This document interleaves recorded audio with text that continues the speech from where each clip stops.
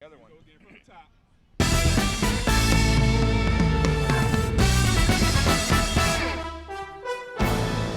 The last time the Georgetown Hoyas played a home Big East game on Shaw Field, they celebrated the Big East title.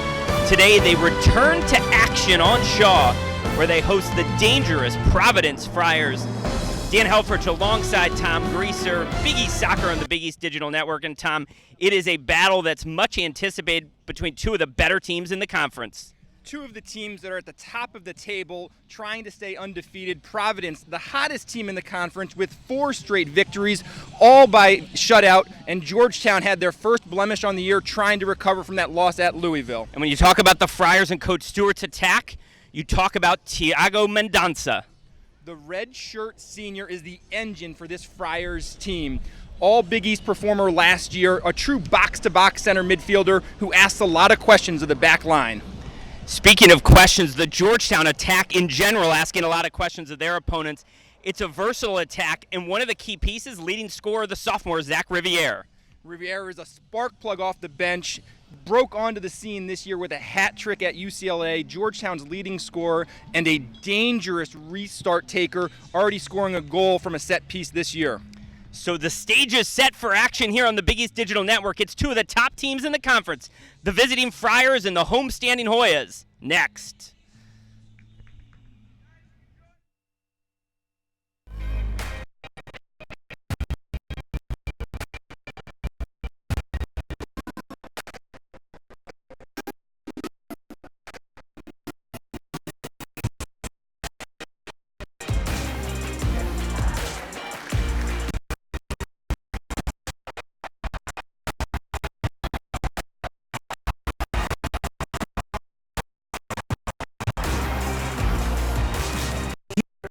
What others don't. Dream what others won't. Driven to leap forward, determined to always give back. Here we work where giants have played. A diverse community possessed with a passion To know and grow and go and show the world we are prepared. We learn and earn success. and you can get there. DePaul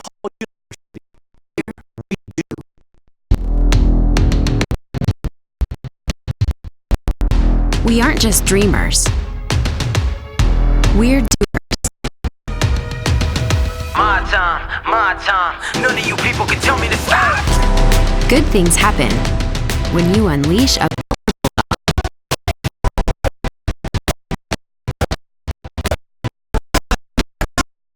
People can tell me to stop.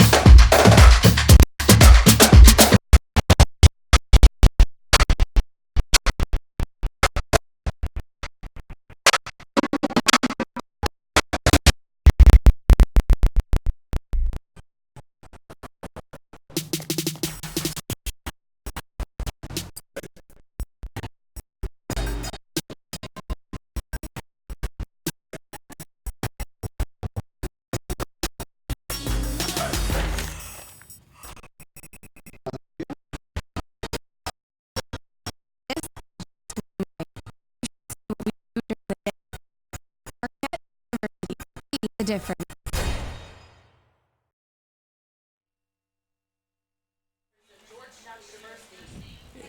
It's a beautiful afternoon at Shaw Field where the Big East men's soccer home opener for the Georgetown Hoyas battling the Providence Friars. Dan Helfrich alongside Tom Greaser. And Tom, this is a game that many college soccer watchers have been looking forward to seeing, the Hoyas and the Friars. Yeah, both teams won their opener in conference, one of 4 teams that are unbeaten in the Big East, trying to stay at the top of the table. And for Providence, it's an experienced group, especially in that center midfield where it's Lima, Mendonça, and Griffin kind of making the attack go for Providence. And on the other side of the ball, Brian Weiss, it's a bunch of interchangeable parts. The starting lineup hasn't been the same for any matches this year. Today, you'll note Sean Zawatsky not able to go today, and so Foster McCune making his first start for the Hoyas. Yeah, McCune, the Bethesda, Maryland native, a big ask for him today, dealing with that Providence center midfield. And it's the freshman Romero in goal again for Georgetown, as Coach Weiss has been going back and forth between Romero and Nicopolidis, and it's Romero again getting the start today. The Hoyas in the all gray, Providence in the attractive kits, the black and gray vertical striping. And Tommy, look at Austin Aviza. Aviza, decorated youth career and bringing it into his collegiate. Yeah, and he's one of 3 transfers on this Providence roster that have made a big impact early in the year. And he stepped into some huge shoes for Providence, as Colin Miller, all Big East performer for many years at Providence, graduated last year. And we're underway with Rio Hope Gunn. And Rothrock, the transfer from Notre Dame. And now McCune settles. The Hoyas expected to have the majority of the possession today. And the last time these two teams met, Tom, Georgetown eliminating Providence in the semifinals of the Big East tournament. Yeah, last year both Georgetown and Providence tied in the regular season for second place in the conference, but Georgetown won the tiebreaker, had the home field advantage in the Big East tournament, and it was a convincing 4-0 victory by the Hoyas in that matchup. Poor ball by Duncan, cut out by the Hoyas, but a good job there by Providence's Ramsey Kawazmi to slow things down. Providence will build out of what looks like a 3-5-2, and it's right back Malcolm Duncombe on the ball now. Yeah, Coach Stewart has built a possession-oriented squad with some dangerous players on the flank, like this man, Santos, serves a good ball into the box. Yeah, and Romero, the freshman, easily grabs, but that's Gil Santos. As Romero politely allows Hope Gunn to tie his shoe. And Tom, one of those interesting situations. Football coaches you hear talk about having 2 quarterbacks that are great. The Hoyas dealing with 2 great goalkeepers, and the team seems to be responding to both. Yeah, Georgetown with 1 loss on the year, and that came midweek at Louisville after a really long road trip for the Hoyas, who opened up their conference play at Butler, stayed out in the Midwest, and lost to Louisville. And it's been every game a new goalkeeper back and forth, and both guys have the confidence of the team for Georgetown, and it's the freshman Romero getting the nod again today. There's junior Sean O'Hearn, who had 2 fantastic assists in the Hoyas' blowout win at UCLA. O'Hearn's had a terrific season. Ball falls to Dylan Nealis, and a good sliding tackle by Duncan clears. J.B. Fisher keeping the ball in the Providence end, but headed away. And there you see the attacking mindset, Tom, of Dylan Nealis, the Herman Trophy watch candidate right back for Georgetown. Yeah, he was the reigning Big East Defensive Player of the Year, and he is a great one-on-one defender, but it's really about him bombing forward and putting just incredible pressure on defenses dealing with his runs forward. Montez, the junior from Florida, has also been good this year, but an errant ball there. Fisher cuts out Providence's counter. Now it's McCune, the spot starter for the Hoyas. And the ball will fall all the way back to Aviza. So we've played 3 minutes here at Shaw Field. And Tom, we look at the keys to the success for the Friars today, certainly defending top of the list. Yeah, Coach Stewart knows that most games against Georgetown, his team won't have as much possession, so it's staying organized, and then when they win the ball, it's countering with a purpose. And then we already saw Nealis bombing forward into the penalty area early on. Coach Stewart has incredible respect for Georgetown's right back, calling him a difference maker, and they have to deal with his runs forward all day long. There's Lochner, good half turn by McCune. He'll peel away, get it back to the grad student Lochner. Lochner one-on-one against Duncan. He'll cut inside to his preferred right foot and then peel back for McCune. Ball a little too direct, and Aviza grabs. But, Tom, versatility among the Georgetown midfielders has been a hallmark of this year's team. And players like Rothrock, players like Riviere, who we highlighted at the top of the show, Lochner, Jack Beer, all seem to be making a difference in the midfield for Georgetown. Yeah, Coach Weiss feels that this might be the deepest team he has, a lot of interchangeable parts, and not just interchangeable, guys that are making a difference when their number is called upon. Here's Montez. He'll elect to go wide to Rothrock. First time ball is a dangerous one, cleared though. And here comes Mendonça and the Friars.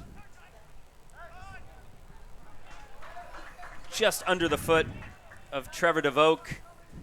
DeVoke, another one of the transfers, played at Boston College for 4 years, missed 1 year due to an injury, but Coach Stewart has an experienced team, and you add in a couple of redshirt transfers in Aviza in your goalie, DeVoke up top, and then obviously Davis Smith, the junior, who was also a transfer, the 6'7" striker who we will see later on for Providence. Duncan read that well and starts the Friar attack. It's Santos now, back to Duncan.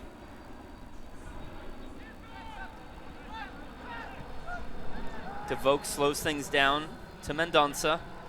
Providence in good possession here.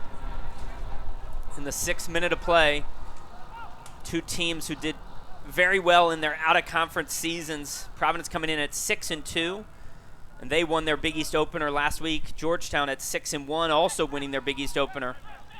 DeVoke battles Hope Gund, and Rio for the Hoyas emerges down the left side. And Georgetown comfortable in possession, even in their defensive third, and they'll get out the right side through Fisher. Yeah, that's good quality from Georgetown, is Providence electing to have a little bit more high press there, and Georgetown no trouble getting out of it. Rothrock, one of the country's leaders in assists, plays one back to the penalty spot, but didn't connect with Montez. But Rothrock, Tom, has been a terrific addition from day one. And let's look at the keys for Brian Weiss's Georgetown team. The tempo is important every time Georgetown plays a game. No doubt. They have possession a lot of times, and they can't just get comfortable going side to side. And so you'll see with restarts for them, they'll try to play quickly. They will try to pass lines this year and play a little bit more direct when it is on. And they've had a lot of success, Georgetown, with their restarts this year. We highlighted Riviere, the ability to score directly off them, but they've also scored many goals on corner kicks this year. Fisher slows things down alongside Nealis. And Tom, that's the first touch of Daniel Wu, surprisingly claiming the starting center back spot in preseason, the freshman from outside of Raleigh, North Carolina. And Wu's been solid, Tom, all year long. Yeah, that was, I would say, coming into the year, a question mark for this Georgetown team, having graduated two seniors in that center back pairing, McDonough and Schropp. But Wu and Hope Gund have formed a good partnership in the center of the back for Georgetown, and the freshman is Wu is very calm on the ball. Duncan, errant ball, but plenty of space in the midfield, allowing Griffin to grab Griffin, one of the co-captains for the Friars.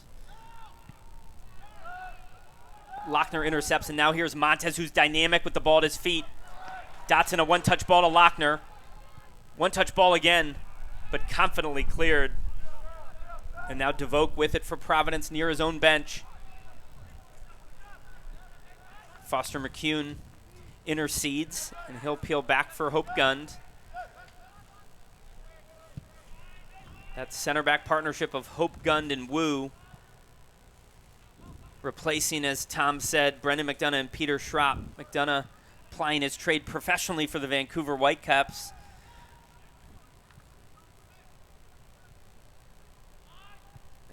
And Tom, this is a patient Georgetown side, and so you're going to see moments like this throughout the match where they probe that Providence defense. Yeah, and for Providence and Coach Stewart, when Georgetown's keeping possession 50 or 60 yards from goal, he's completely fine with that and said he knows Georgetown will have spells with prolonged possession. The key is that they continue Providence to stay organized defensively and don't get lulled into thinking, as O'Hearn gives one away, don't get lulled into thinking that Georgetown can't spring an attack at any time. Mendonça, the Portuguese central midfielder, really the engine of this Providence side. Now Fisher, and Fisher's an example of something you love to see in college sports, where a guy slowly builds his capabilities sort of outside of the team for the first couple of years, not getting much time, and then by the time he becomes a senior is a cog of a national championship contending squad.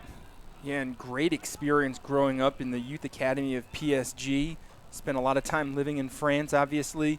And you're right, He was a big surprise in preseason camp for Coach Weiss, and he has stepped right into the center of the midfield. And today, again, Georgetown without Sean Zawatsky, who's still recovering from a hit during training, caused him to miss the Louisville game as well. Louisville game midweek, the first blemish on the number 2 nationally ranked Hoyas card for the year. There's a good look, Tom, at head coach Craig Stewart in his 8th year out of Franklin Pierce. And he's had... And DeVoke is in. He'll get around Romero. DeVoke with it in the box, but Georgetown, Daniel Wu responds, and Coach Craig Stewart pleased there to see DeVoke free behind the Hoya defense. Yeah, and that's a dangerous run. DeVoke kind of cut the gap between Hope Gund and Daniel Wu, and it was the freshman Romero coming out, getting a good hand on that ball, not allowing DeVoke to get by him. Yeah, and the replay did such a good job of showing that right index finger of Romero touching the ball outside of DeVoke's path. Otherwise, Providence was likely to take the lead in the 11th minute. But it's the first corner of the match, and it's the in-swinger for the Friars. Dangerous ball, headed away by O'Hearn. Yeah, and that's Serrano taking that corner kick, and he hits most of those restarts for Providence. Nealis wins it on the recirculation. And now Rothrock. And Rothrock with 6 helpers on the season among the national leaders.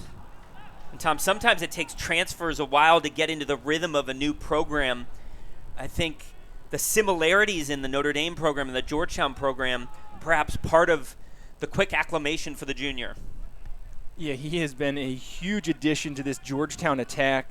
Quality in the final third is brilliant for Rothrock, the junior transfer, and obviously there's a long history with the Georgetown coaching staff in Notre Dame.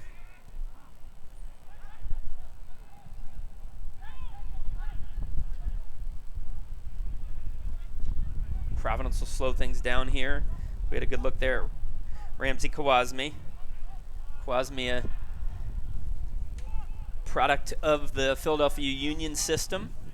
And Kawazmi got his first goal of his career, the game winner midweek for Providence, as they recorded their 4th consecutive shutout. Coach Stewart thinks not just that they've been defending well, but they've actually...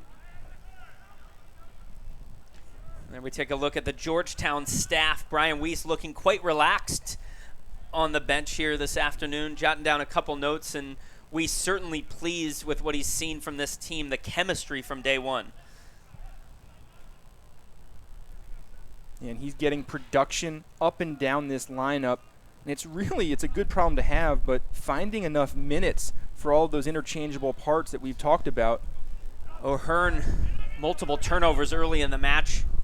That dangerous Danny Griffin as well, with a burst of speed. Griffin cutting left, no look pass. Finds Santos. Griffin thought he was fouled. Santos now to Lima. Shot just wide of Romero's right post. And there you can see the counter with purpose from Providence as Lima, the defensive center midfielder, joins the attack, and he doesn't miss by much. But Coach Stewart, it was key defending, and when they win the ball, and it was a poor giveaway from Georgetown, and it was the senior Danny Griffin putting pressure on the back line that resulted in that shot from Lima. And I think glimpses of the Providence game plan visible throughout. When Georgetown concedes possession in the middle of the field, Providence attacking quickly. Yeah, we've seen Santos down the right side, Griffin up the gut.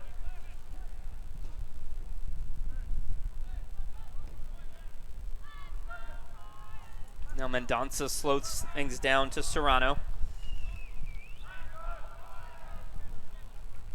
Providence building very similarly to Georgetown when they have time in the back, with really 3 in the back, pushing kind of players forward, getting 5 in that midfield. You talked about that 3-5-2 kind of formation and shape as they're building out, but Providence is getting their outside midfielders back almost to play as wing backs when they're defending, and almost have 5 in the back defending against Georgetown. Lima, good peel away from pressure. Sees an overlap he likes from Rome.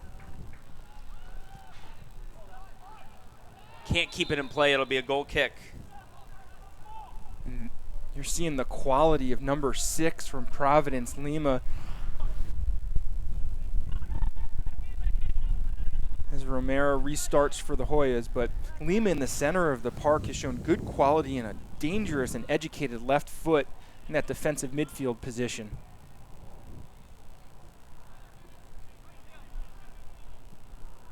So a tactical battle in the first 15 minutes here at Shaw Field in the Big East home opener for Georgetown. Lochner a positive touch into the interior. Now McCune in his first start. McCune, local to DC, played out of the Bethesda Soccer Club.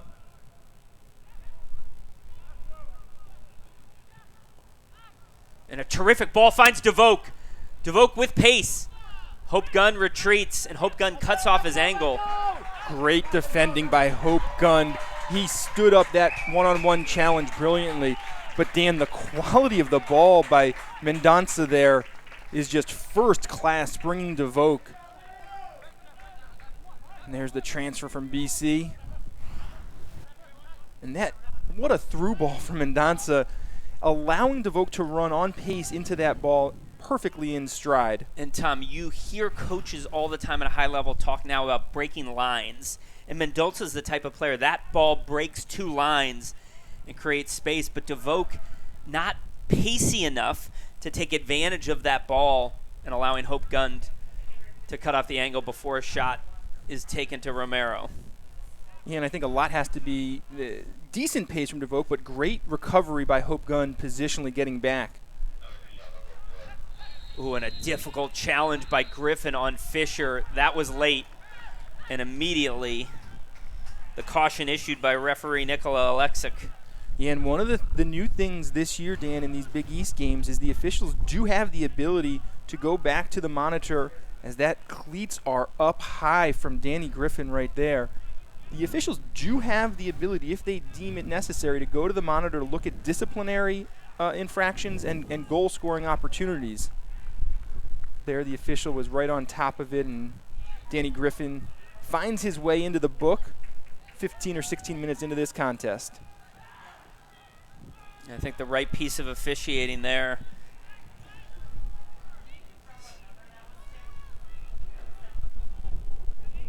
So you get a good look at the angle here. Rothrock really in the middle of the pitch. Georgetown has scored a goal already this year from a very similar position.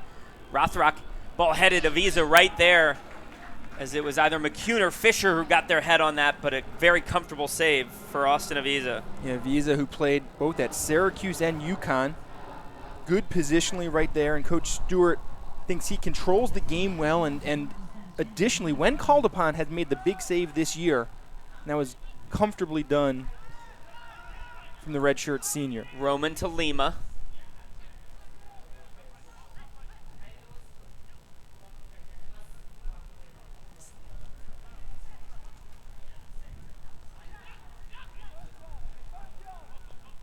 Mendonça, another dangerous ball. This time O'Hearn cuts it out. Now O'Hearn tries to spring Rothrock, but Serrano all over that. And Providence showing to be equal to the task here in the first 17 minutes against the number 2 nationally ranked Georgetown side. Yeah, and Serrano, another one of the players that Coach Stewart has from Portugal. Right up the gut, it's Serrano, Lima, and Mendonça, all coming from Portugal, and good international flair to this Providence program.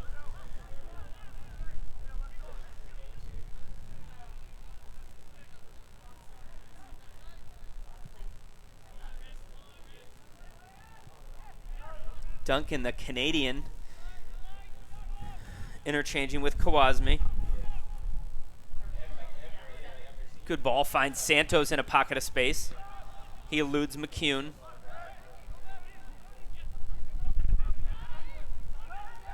Now Griffin into the teeth of the Georgetown defense, trying to combine with Mendonça. Griffin, a spark plug in the midfield, painting a lot of the Georgetown half of the field.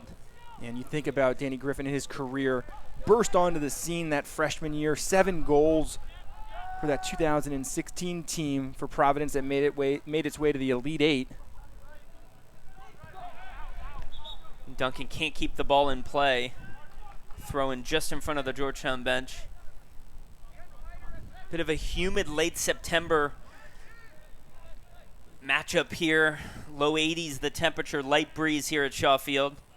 Definitely sticky on the field, and as this game goes on, certainly it will be something we'll be monitoring. Is, almost has a feel of an August day with the humidity. Will guys start to cramp up? Both teams had midweek games, and Georgetown with that long road trip elected only to train once yesterday after coming back from Louisville. Montez to Lochner. And Lochner offside, could not hold his run.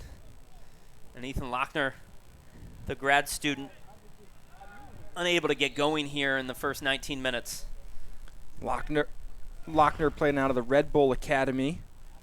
And that example right there, when Lochner is so wide, he can see the entire field and look across that line. You just have to have the discipline and the patience to hold your run. That half a yard is going to do nothing with the angle that ball is coming at. Visa long restart. Hope Gun rises high to win that over Mendonça.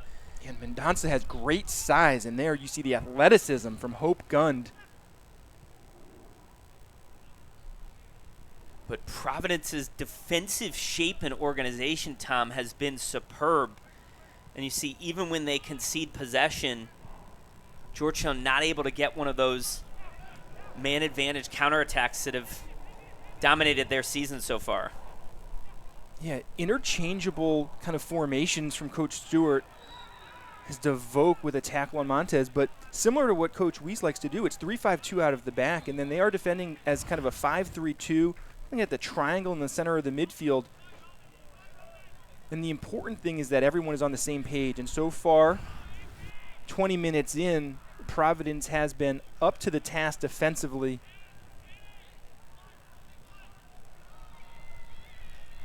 Brian Weiss having a word with the fourth official. I think that's a couple fouls from behind. Of course, Griffin already cautioned, but DeVoke late and from behind there. And you get a great look at the high line that Providence is holding at the top of the box. Better ball that time from Rothrock, but Mendonça rises above all to win it. And then a challenge. Santos didn't like the call, but it was clear, and it's going to allow Georgetown another restart, this time from about 35 yards out on the right side of their attack. And Montez just takes a good angle. Elbow gets up a little bit. Good call, easy call, as you said, and this is a dangerous angle for Rothrock. Serving one into the box. He's hit some decent balls in the previous two restarts, but Georgetown hasn't gotten anything out of them as Providence is winning the first and second balls on these restarts.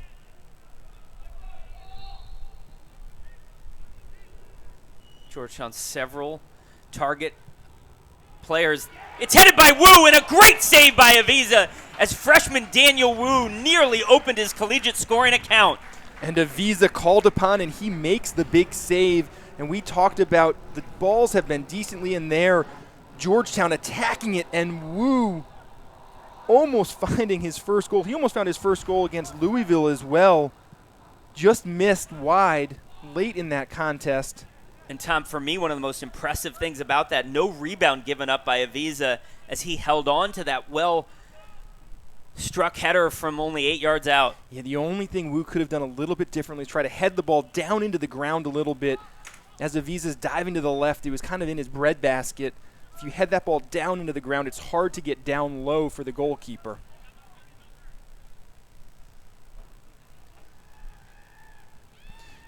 But you saw the quality of the service from Paul Rothrock. It's not just on dead balls. He also has that finishing pass, which is so difficult in the collegiate soccer game. Rothrock has been so good at for Georgetown. Let's take one look from a different angle. It was 8 yards out, and it's a big-time save by Avisa. And, Tom, we talked about in the keys to the game for Georgetown restarts, and it's proving to play out that way. Montez and Lima in a tough challenge. No foul whistled. Duncan a poor clearance, but Kawasmi able finally to get the ball towards midfield as Georgetown starts to have more of the territorial advantage. DeVoke and Lochner battle, two experienced players. And the foul whistled against Ethan Lochner. There's a battle right in front of the Georgetown bench. DeVoe getting the better of Lochner there, spinning away from him.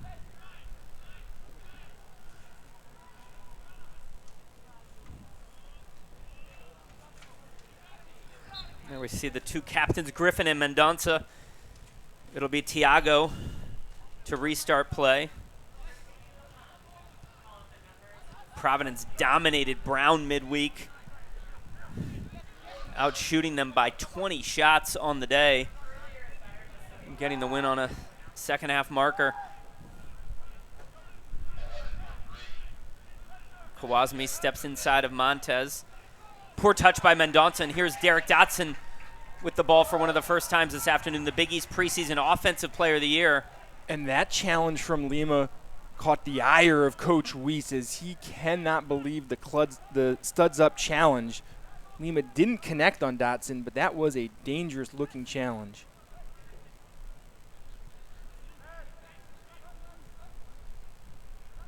Hoyles will probe the right side of the Providence defense with Wu. Now Hope Gunn to O'Hearn.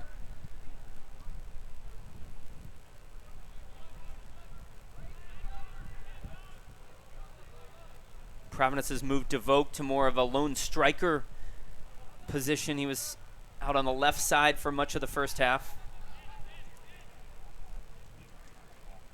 And I think that's defensively. It's part of the changing shape for Providence as Santos will stretch the field as he's trying to make a forward run here. Good work by Santos. Hope Gunn bothers him again, and then a calm effort by O'Hearn to keep possession, allow Georgetown to retain possession through the midfield. And one of the keys for Providence that we touched on was dealing with Nealis coming forward, and we saw 2 minutes into the contest, Nealis bursts into the penalty area, but it's been a quiet first half for Georgetown decorated right back. You can really see it here, Tom, in our picture. Nealis nowhere in the screen because Georgetown's building with him very high. Yeah, he pushes forward and almost plays as a winger on that right side as Georgetown looks to exploit the Providence defense. Rothrock and Dotson miscommunicate, and Avisa off his line. And Tom, Derek Dotson just 2 goals on the season. It's been a solid start for the junior from the Chicago area, but has yet to have an explosive match. Yeah, 2 goals and 4 assists, and one of the things that's been different for this Georgetown team is the number of players that have found the back of the net early in the year. It hasn't all fallen on Dotson, and I think that will help him during Big East play. Won't be so much attention on the all Big East performer. DeVoe dispossessed, and now Montez ignites the Georgetown counter down the left side with Lochner. Lochner against Duncan. Montez in tight space, but a good tackle there by Roman allows Providence to move forward. And Tom, you see heavy legs already as the unseasonable humidity having an impact on the pace of this match. The recovery runs are a bit slower. Yeah, and there will be 3 substitutes for Georgetown at the next chance. Looks like Providence will get 2 players into the match, so the coaches see that as well. Mendonça finds Roman now wide to Santos. Santos against O'Hearn. And the referee overrules the assistant referee for a corner. And my angle had that as well as the corner kick as O'Hearn got his body in there, but Santos did enough to earn Providence's second corner kick. And will be Serrano again taking this restart. And you can see Providence in no hurry in any of these situations. We talked about Georgetown wanting to dictate the tempo, a bit of a faster tempo. Providence prefers this pace on the road. Yeah, and trying to find one off of a restart. Serrano, 2-footed player, took the first corner with his right. He'll hit the in-swinger with his left on this side, and Georgetown defends it zonally, and Wu easily able to clear uncontested.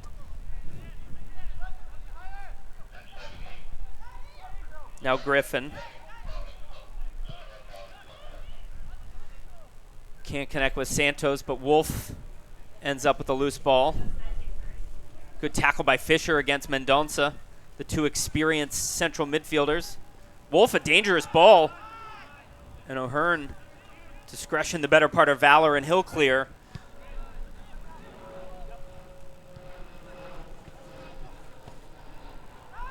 Overlap coming. Roman guarded by Lochner. They'll battle to the corner flag. No foul whistled. Hope Gunn showing his strength, and now the Hoyas will play out. Hope Gunn a solid first 30 minutes of this match.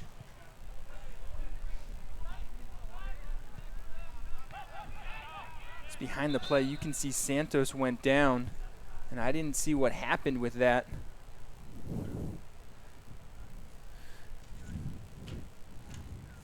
And we'll slow things down here as referee Alexic signals the Providence trainer onto the pitch. Yeah, the quad area for Santos. Tom, this has been a rivalry that's been going on for quite some time, and the Hoyas leading that series by just a little bit. Yeah, but has had success recently, unbeaten in the last 5 contests, including that big victory last year in the Big East semifinals that propelled the Hoyas to another Big East tournament championship. It's interesting. The series tied here in Washington, D.C., meaning Georgetown a little bit of an advantage when the games are played in Rhode Island. And a good look here at Gil Santos. Yeah. One of 5 Portuguese players on the Providence roster. And Santos has been a dangerous player early for Providence, early on the right side, and then making some forward-looking runs.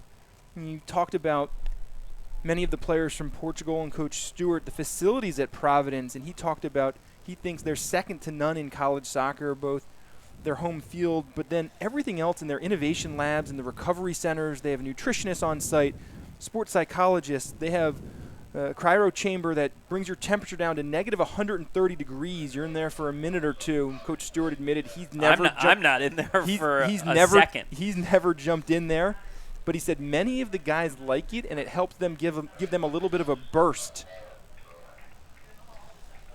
There's one of those friars, the decorated Thiago Mendonça. And Santos will exit. And Kevin Vang will enter, the diminutive midfielder from Rhode Island, one of the few local products on Stewart's side. In fact, the only Rhode Islander. Meanwhile, the Hoyas will enter 3 players. It'll be Beer, Riviere, and the exciting freshman Dante Polvera. Polvera's turned a lot of heads in college soccer with his early performance.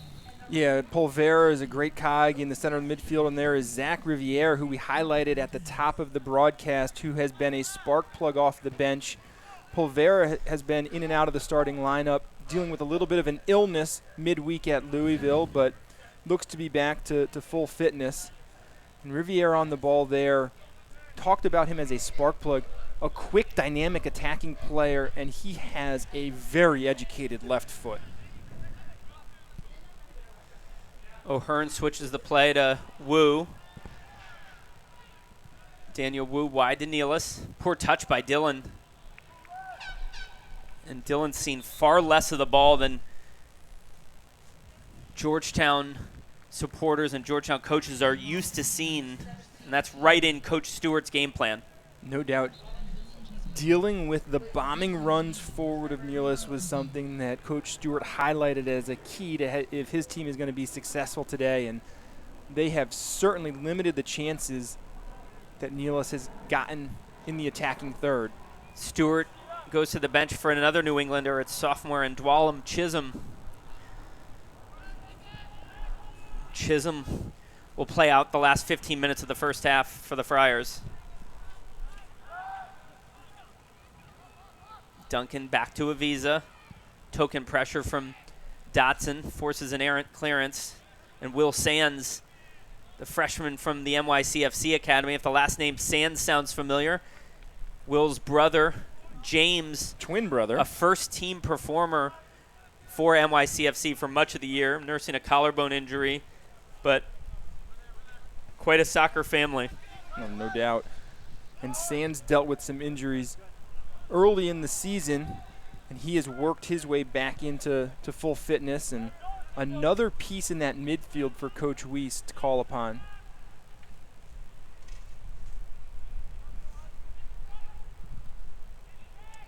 Sands got his first career goal at UCLA, and I think that was an important game for this Georgetown season. It was the first time they fell behind on the season, an early goal by UCLA, and the response was outstanding with 5 unanswered goals.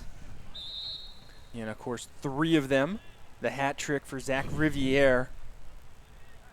And that's a special moment for anybody, a hat trick in college soccer, but at UCLA against one of the most storied programs. We get a good look at Davis Smith, one of the third transfer from Providence, the 6'7" striker. And you just saw in our picture Davis Smith, one of the few guys who could make Rio Hope Gunn and Daniel Wu look small, and an imposing target here that Serrano will try to pick out. Looping ball, it is looking for Smith, and Romero confidently punches as Smith was at the doorstep. Yeah, and Serrano put that in a position that Romero had to make a decision as Smith was looming at that back post, and a good strong punch from Georgetown's freshman goalkeeper. Roman keeps it in play, but O'Hearn back heel to Sands. Sands around Kawasmi. Possession for the Friars. It's Vang, the substitute alongside Lima. Vang came in into the center midfield as Mendonça and Griffin both on the bench right now for Providence. Vang, one of 10 kids with 5 brothers and 4 sisters. It's a busy household. Duncan looking for Smith at the back post. Ball will trickle to the corner flag. Wu collects. But there's Danny Griffin. Griffin, a shot from distance over Romero's goal. But Providence buzzing right now inside the Georgetown half. And at times, Danny Griffin has shown you his quality. The quick turn there frees himself from Wu, the senior, with a long-distance strike.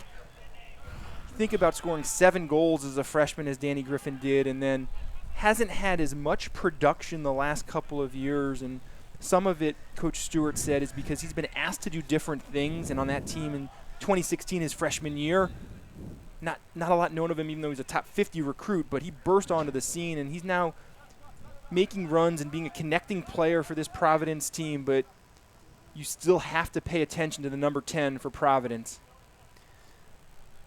Roman looking for Smith. Polvera does a good job of disrupting, but it'll be a throw-in for Providence as Brian Weiss goes to his bench for a 4th time in the first half. And it'll be Riley Strassner the next opportunity to enter, but unable on the Providence throw.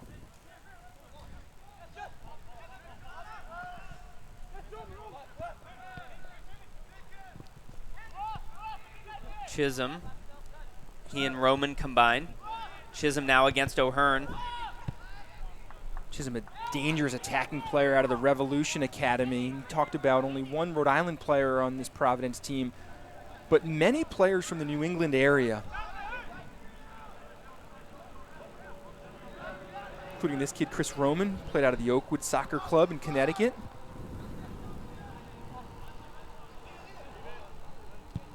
It'll be a goal kick for Georgetown. Yeah. The rare combination of recruiting Portugal and New England, the two hotbeds that Stewart and his staff have plugged into, but they've built a consistent top program as a result. Yeah, and the connection with the Revolution Academy and the facilities that we've made reference to has all helped, and obviously the success that Providence has had, making that great run to the College Cup in 2014. for a lot of the academy kids, it also helps, and Georgetown has been the beneficiary of this as well, is when the guys get called up into the MLS and have had success. And for Providence and Julian Gressel playing for Atlanta, the success he's had at the professional level helps in recruiting. Similarly for Coach Weiss with players like Alex Muehl and Keegan Rosenberry. That's exactly right. Here's Wolf and Nealis battling near the corner flag. Deft touch by Dylan Nealis. Nealis looking for Sands, but a frustrating first half for Dylan Nealis, and I think a frustrated ball right there.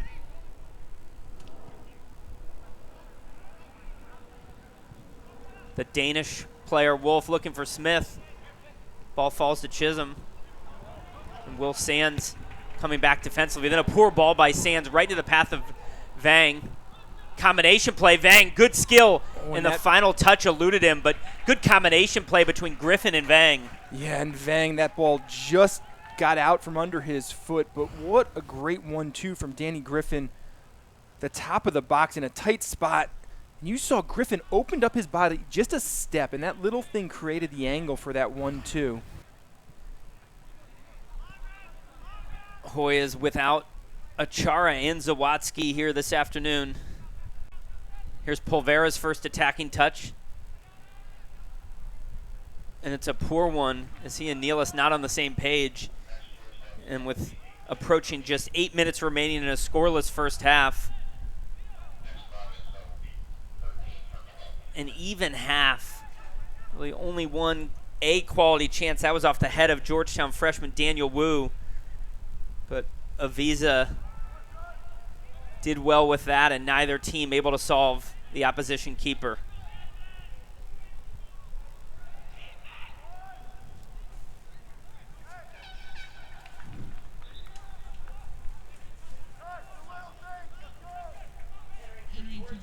Both teams are going to make subs here.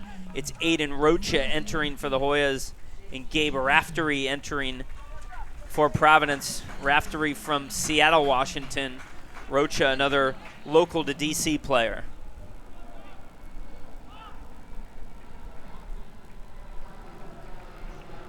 Yeah, two freshmen getting into the contest with about 7 minutes to go in this half. For Rocha coming into that center midfield, Coach Weiss is going to ask him to help pick up the energy and the pace of play. We talked about the tempo being so important for Georgetown. For long stretches in this half, Georgetown has not controlled and dictated that tempo, and a lot has to be said because of the organization of Providence defensively. It was a good ball by Rocha there, but kind of in between hop, as they would say on the diamond, and Will Sands unable to corral. There's a good look at the freshman Raftery.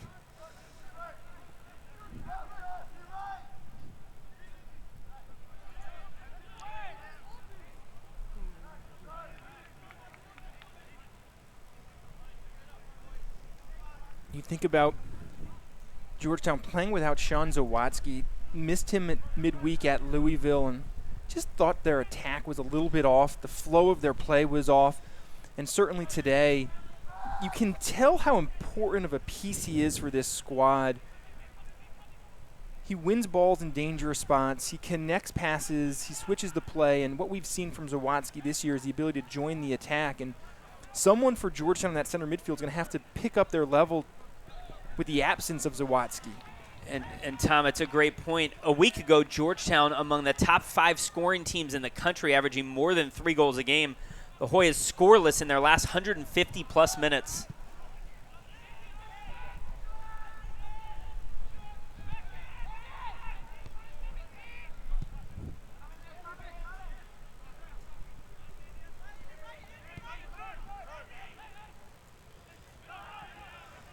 Polvera bothered by Chisholm and forced to go backwards.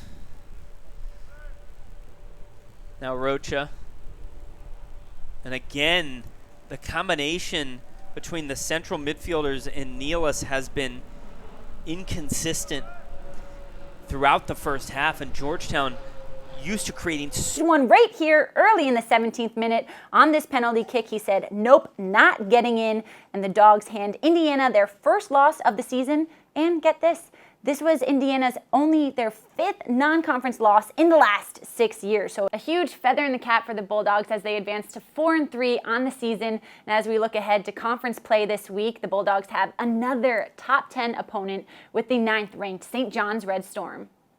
Now let's turn to women's soccer. Women's soccer conference play starts up this weekend. However, before we go forward, let's take a look back at some of the really big non-conference wins that the Big East put up, with Villanova knocking off 24th-ranked LSU, DePaul beating number 11 Kansas, and then Georgetown, who was ranked 15th at the time.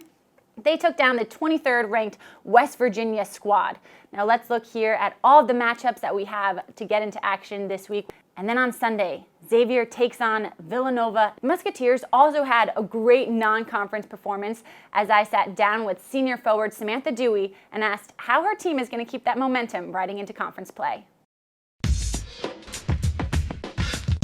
The Xavier Musketeers wrap up their non-conference slate with a 6-match unbeaten streak, their longest since 2013, as I now welcome in the Big East preseason Offensive Player of the Year, Samantha Dewey.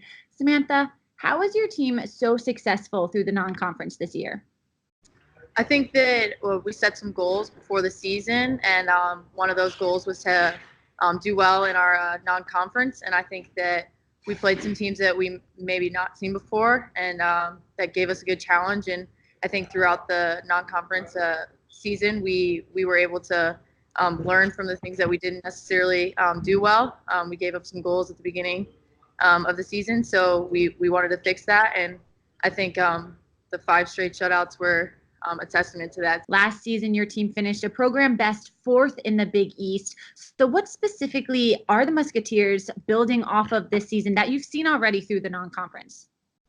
I think that we have this togetherness that we've really just built in our program, and the more together that we play, the better we play. And so I think just building that team camaraderie and finding that collective energy, building into the Big East. And then obviously the Big East is a tough conference, one of the best in the country. And so if you want to be the best, you got to compete against the best. And so that's kind of our motto, continuing to build on a program that wasn't super successful when we first got here. And now to see where we are and see the growth is just really rewarding and just super cool to be a part of. And conference play kicks up this weekend as your team will take on Villanova on the road. Sam, your team is 5-1-1 away from home this year. How have you guys become road warriors? Yeah, I think that was part of the method behind the madness that the coaches really were preaching to us beforehand. Like, we're going to have a tough non-conference slate, and not only is it going to be tough, like, we're playing on the road, you guys are going to be on the bus a lot, but I think we've really embraced those challenges and made it our own, like just coming together on the bus, coming together on trips, and really being intentional about getting to know your teammates, getting to know what makes them, tick. And I think that we've really put it together on the road and done what we've needed to do and get wins. Samantha Dewey, thank you so much for joining me. She will be carb loading before her game on Sunday against Villanova at 1 o'clock. You can catch that on the Big East Digital Network. Thank you, Sam. Thank you so much for having me. Now let's check in with John Fanta, who's got more on Big East women's volleyball as they get into conference play. Thanks, Megan. There's 2 top 15 teams in the nation out of Big East volleyball. Creighton, who is the reigning conference champion, they're ranked number 14. And it's the Marquette Golden Eagles, a program first in the top 10. They come in at number 10 this week, and they swept away Butler in their conference opener behind Allie Barber, who had 13 kills. In other Big East volleyball action, Xavier, they rallied past DePaul in a 5-set thriller. And coming up this weekend, 14th-ranked Creighton Blue Jays, they'll welcome in Villanova. That's 8 Eastern time, Friday night on the Big East Digital Network. Going back to Marquette, a number 10 ranking nationally, and for this Golden Eagles squad, they know they've achieved a lot. Best start since 1997, but there's a greater goal in mind. We've been knocking accomplishments down left and right, and I think that that's huge for us. And I think that one that I know we really want as a group is the Big East title. And I think that we haven't won it since I've been here, and it would be a great way to close out an incredible list of accomplishments. And I think that it's huge to have it here. I mean, your home court advantage, you know the facility, you're not sleeping in a hotel, you have your own crowd. Like, it's huge, it's massive. And I think that it's going to be super beneficial for us. And regardless, it'll be a ton of fun. So I'm excited for it for sure.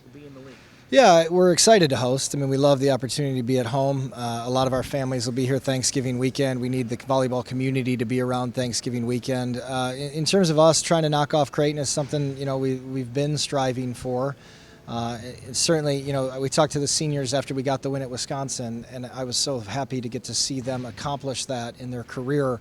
And then I said that the Big East Championship would be the next piece, as I would love to see your senior class, after coming so close in many occasions, be able to achieve that and let those guys walk out of here on a high note. Thanks so much for watching the Big East Fall Sports Update. Enjoy the second half of your game.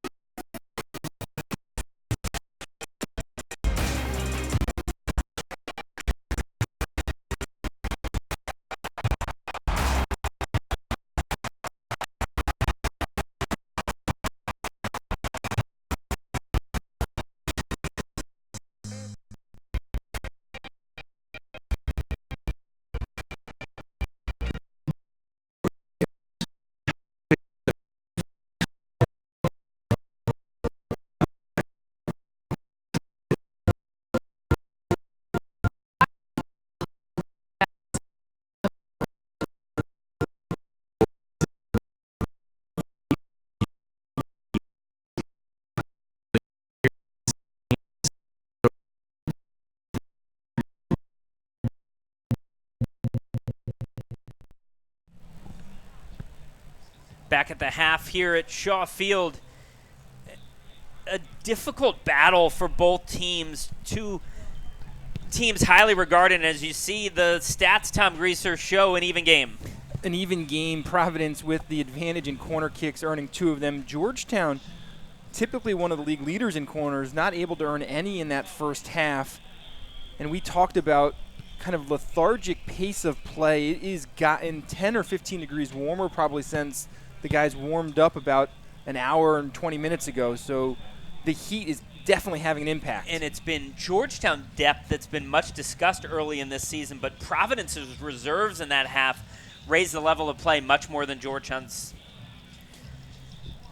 It's been a great start for the Big East Conference this year in men's soccer, Tom. Great out-of-conference performances, and we look at this year's honorees. First, the senior attacker for St. John's, Nico Pedritas.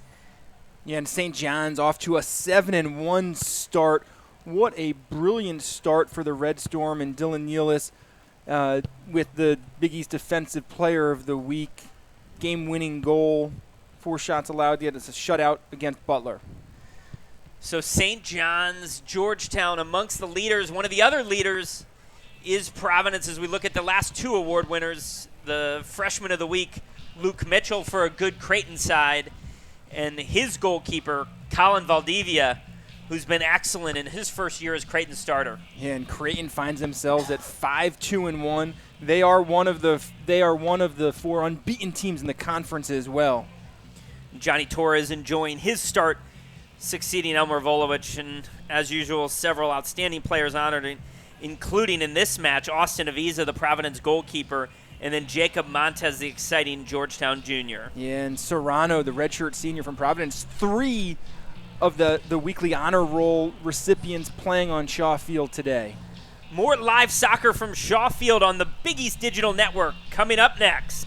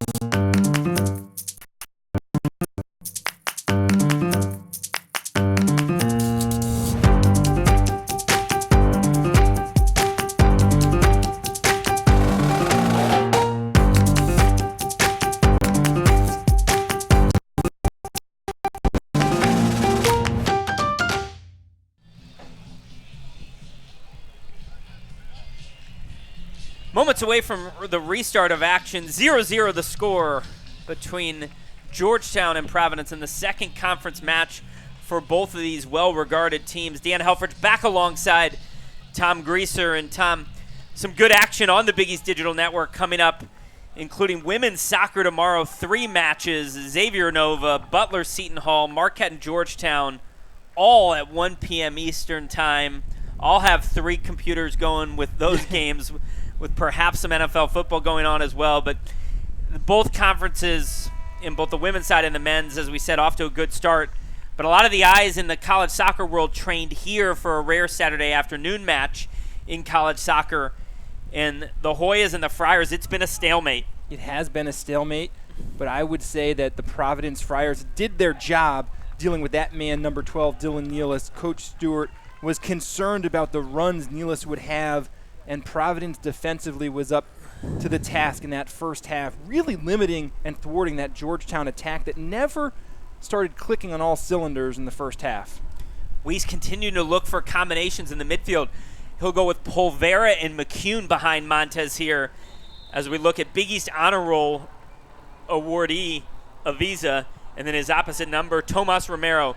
Neither's conceded a goal, and Avisa really the only one required to make a good save as he denied Daniel Wu's header on the doorstep early in the match. And Craig Stewart will start Davis Smith, the 6'7 striker who caused Georgetown a lot of problems in the last 15 minutes of the first half. Yeah, Providence loves to play off of him. You've seen those long balls to the striker up top and runs behind them, and Georgetown will have to be organized defensively with Smith in there dealing with those runs behind on those flicked-on balls. Smith, of course, one of the 3 transfers that we've talked about in the first half. He comes from UMass, where he played 2 seasons, and he was a third-team All-American as a freshman. Coach Stewart thrilled to have the number 9 on his roster this year. Mendonça back in for the Friars after sitting out the last 10 or 12 minutes of the first half. Here's Smith again, a good layoff for Griffin. He sees Wolf overlapping and he'll find him. Now Griffin will return the favor against Nealis. Nealis shoves him away. And Griffin, to his credit, not faking a fall there as many attackers would have. I would have. We know. No, it's good strength from Nealis there. As Griffin, we talked about his pace with the ball there, tries to turn the corner, and Nealis just did a good job defensively kind of holding him off. And one of the when people talk about Nealis, one of the things I don't hear as often is his athleticism, but he's very athletic. We talked about his leaping ability early as Avisa collects this long ball. He's also very sturdy upper body strength, and he wins a lot of challenges like the last one we saw against Griffin. Yeah, and a lot of that is being the youngest of 4 really good soccer players growing up and dealing with the physicality in the backyard of his older brothers. Lima to Griffin. Griffin deft outside of the foot pass, but Nealis tackles away from DeVoke and now finds Montez, who turns. Overlap coming. It's Will Sands, one-on-one against Duncan. Will Sands to his left. Duncan slides, and it's a penalty, and Will Sands wins the penalty.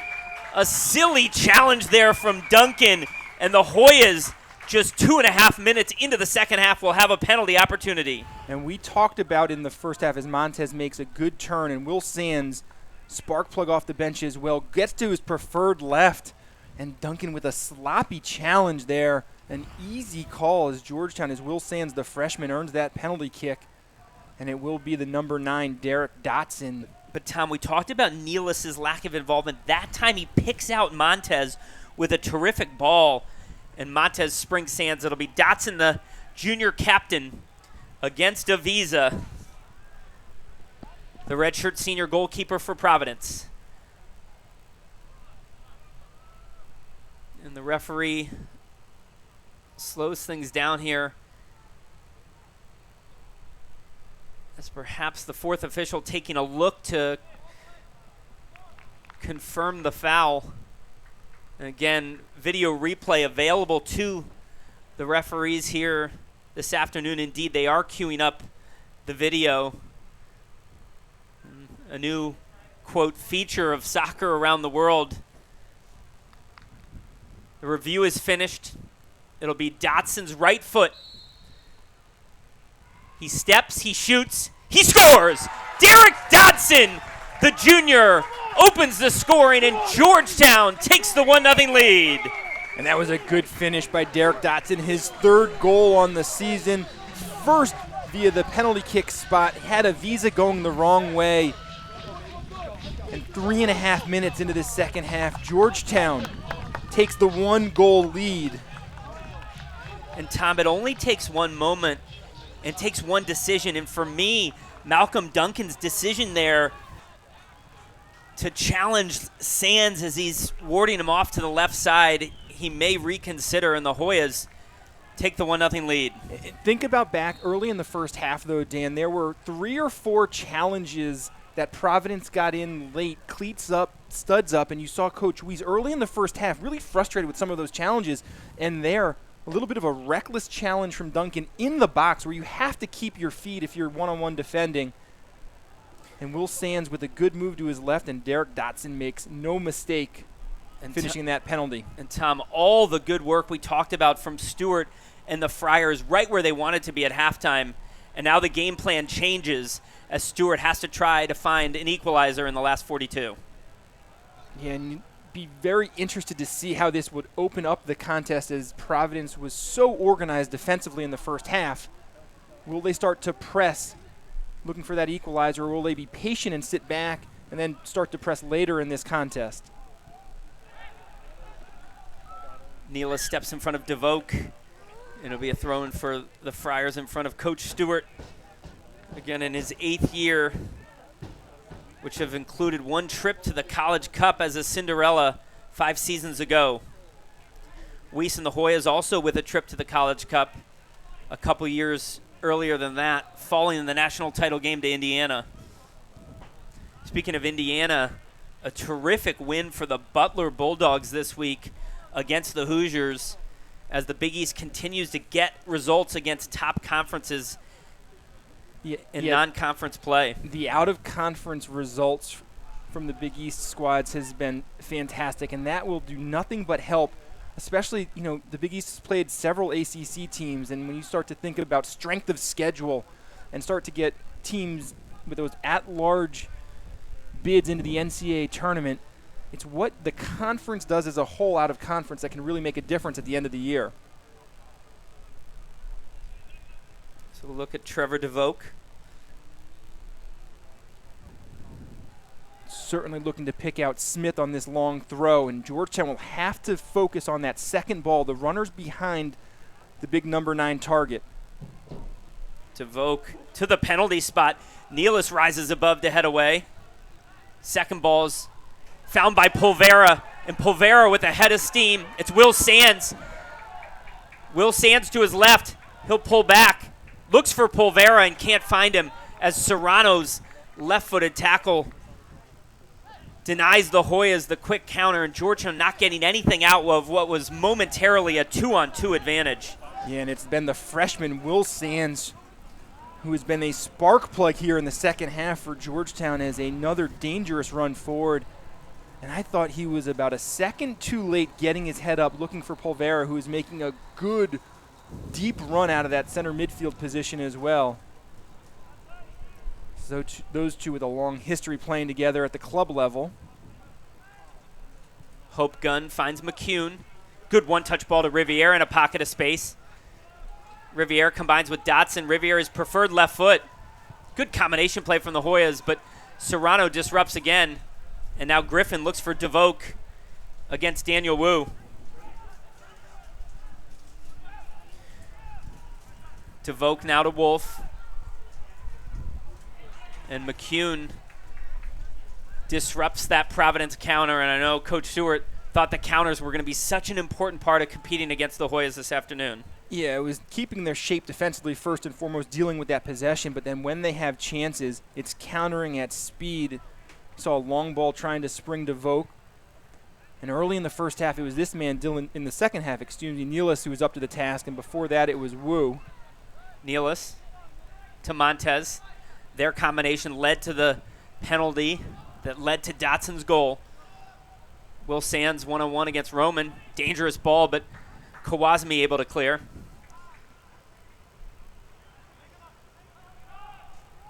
And Tom, we've talked about it on several broadcasts, but the freshmen who've played at the academy level, who've played, have put their toes in the water of international competition, they come and are able to make an impact early in their careers in a way that 10, 20 years ago was less the case. Yeah, and you're seeing that here in the second half. Will Sands getting rewarded with the start in the second half, and he's made 2 dangerous runs. Of course, the first results in that penalty kick, and Brian Weiss making the right call, having that freshman start the second half out left.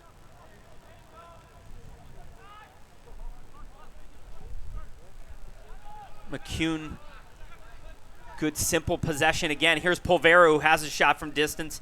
He'll go wide. Early ball from Sands. And an effort by Lima to head away as Dotson had his boot high. It was a great ball by Sands and a courageous challenge by Lima. And that was, first of all, a good ball by Polvera, and then a first-time ball whipped into the box. And Dotson, it was actually Lima's boot that was up high, and Dotson was going in with his head. And I called it a courageous challenge from Lima. It was a courageous placement of the head by Dotson. No doubt about it. And that is a great ball. I think the right no call there, as Lima's foot was still below the shoulder level. But it was an important challenge for Lima as Dotson had his eyes get very big on that service from Sands. I'll tell you, Dan, for me, Georgetown, a little quicker on the ball in the second half. Sharper, you've seen a couple of 1-2 combinations in the center of the midfield that was missing for almost all of the first half. And I think McCune's been a big part of that. Foster, who went the first 20, 22 minutes and then exited, has been sharp in the second. Equally sharp as Montez here off the dribble. Providence surrounds him, and so he'll go backwards. As we're in the 54th minute with Dotson's goal, the lone marker. And Georgetown's 1-0 advantage.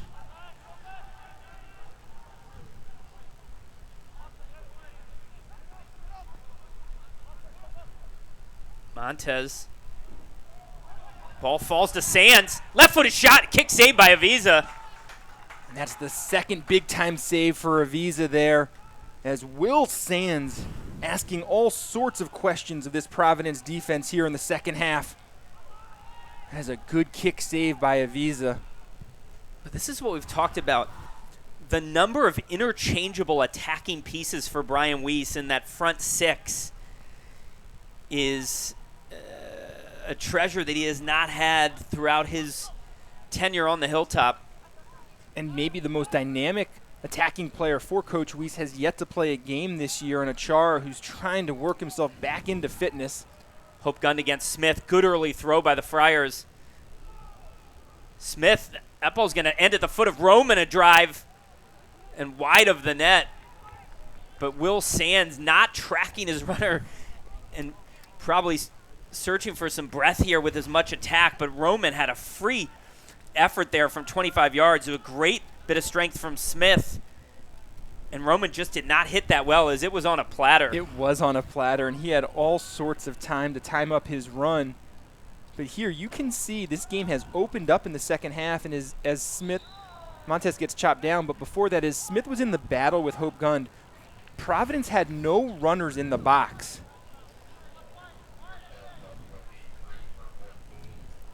And that is what Jacob Montez is so good at, a quick turn and then running at defensive players with pace.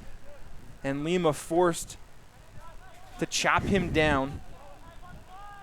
Montez is one of those players, Tom, that you talk about is almost faster with the ball than without the ball. Yeah, it's the rare skill, and the junior has been a complete difference maker this year for Georgetown as Providence deals with that free kick. McCune out-battled by Wolf, but McCune will win it back. Then a little deft back heel, and he'll win a throw.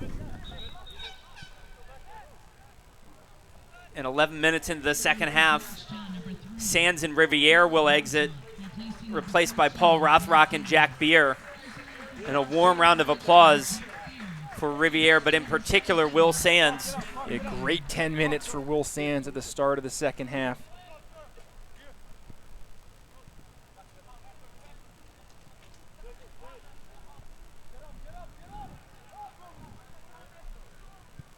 And Coach Weiss, with the heat and the humidity out there, electing to go to his bench earlier in the second half than he did in the first half, getting in some fresh legs.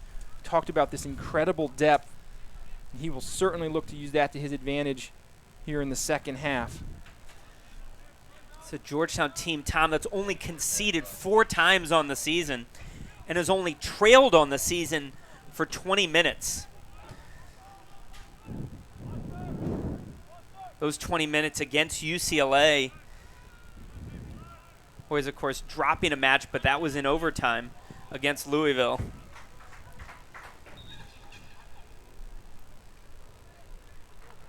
And McCune will exit after 12 solid minutes, and J.B. Fisher re-enters, and so it'll be Fisher and Polvera now in those twin defensive pivot positions in front of the back four. Yeah, and those were good minutes from McCune as well. We talked about the sharpness in the midfield being much better in the second half. McCune was able to find himself on the ball. Quick little one-touch passes, breaking down the Providence defense.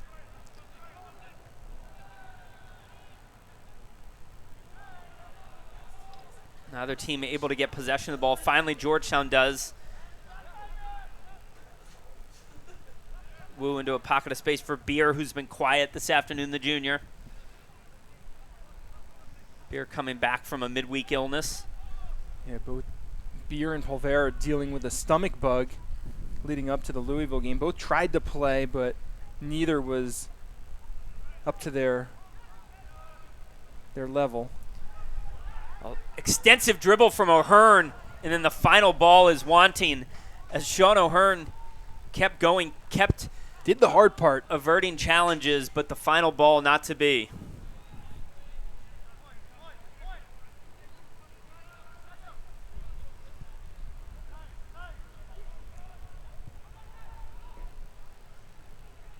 And Providence looks to find something to create chances against this Hoya attack as Montez fouls Lima. Yeah, and as Georgetown has been better in the midfield in the second half, because in the first half it was the number 10, Danny Griffin, who was causing some problems for Georgetown defensively, and Griffin has not found the ball yet in the second half. For Providence to look to get that equalizer, the senior Griffin will need to find the ball at his feet. Crafty center midfielder with the ability to set players up and score goals. And Coach Stewart's going to go to Kevin Vang off his bench, and as Vang provided some really dynamic attacking moments in the first half, a different kind of player than DeVoke. Yeah, and with that substitution, actually, Stewart looks to push Griffin a little bit higher to play alongside Smith up top, probably recognizing that he's struggling to find the ball in that attacking midfield role, so try to put him up a little bit higher on the field, see if that changes anything. Again, both teams winning their Big East openers last weekend, so this is a battle at the top of the conference standings. Nealis against Vang. Nealis cuts inside against Wolf. He'll keep going. Ball bounces, and Avisa off his line.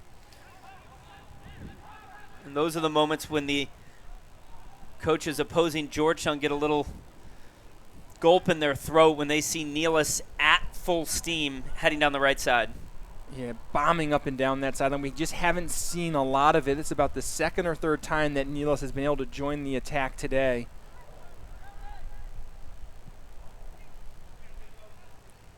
Mendonça fortunate to connect with Wolf.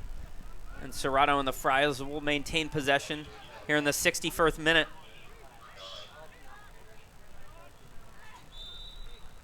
And then a foul on Polvera.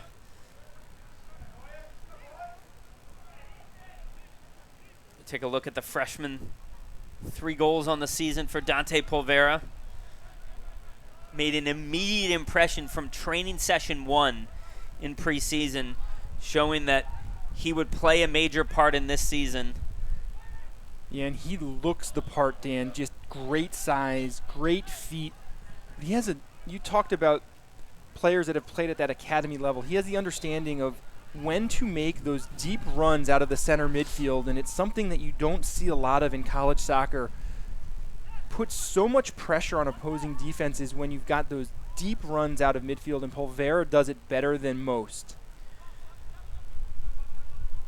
Rothrock wins a throw, wanted to play it early, but there'll be substitutions, and Brian Weiss is going to go find maximum experience off his bench as Riley Strassner, the senior striker, replaces the goal scorer, Derek Dodson, and Ethan Lochner gives Jacob Montez a rare breather. Yeah, and this is exactly what we talked about with the heat and humidity. Is Coach Weiss in the second half more active with the substitutes, getting more players in, and they're shorter clips of time. He's really asking guys to go hard 10 or 12 minutes, and then you're coming out because it is so hot and humid out there on Shaw Field. Good possession between O'Hearn and Hope Gund. And now Polvero swings it through Daniel Wu.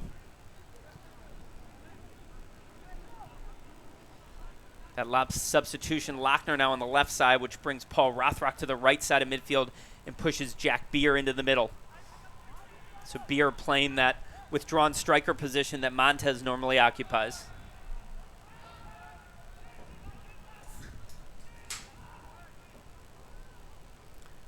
Derek Dodson's penalty kick goal in the 48th minute, the lone tally here this afternoon at Shaw Field, as he was the beneficiary of a good Will Sands run down the left side.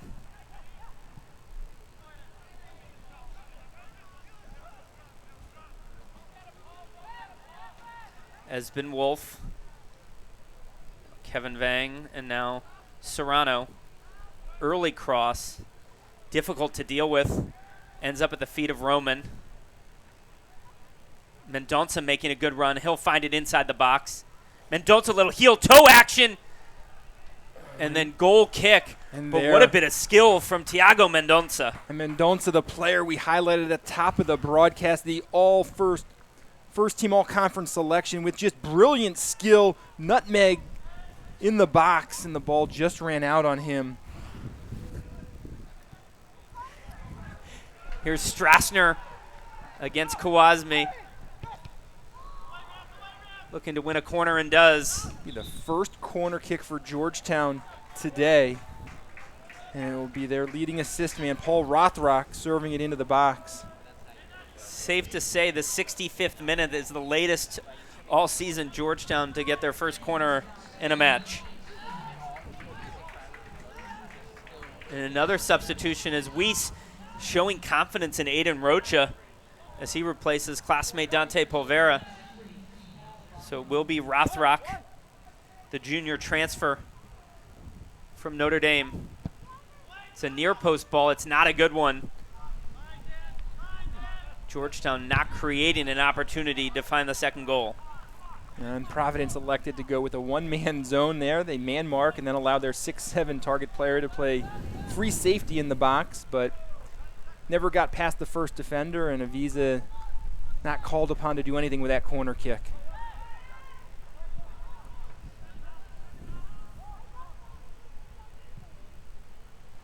Searching ball from Duncan to Smith. It'll be a throw in for Georgetown.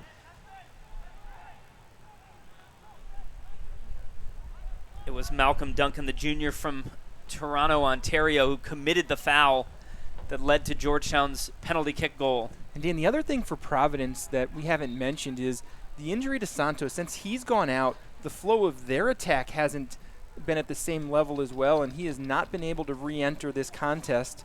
But Santos early in the match was a dynamic player out wide and then making some runs up top.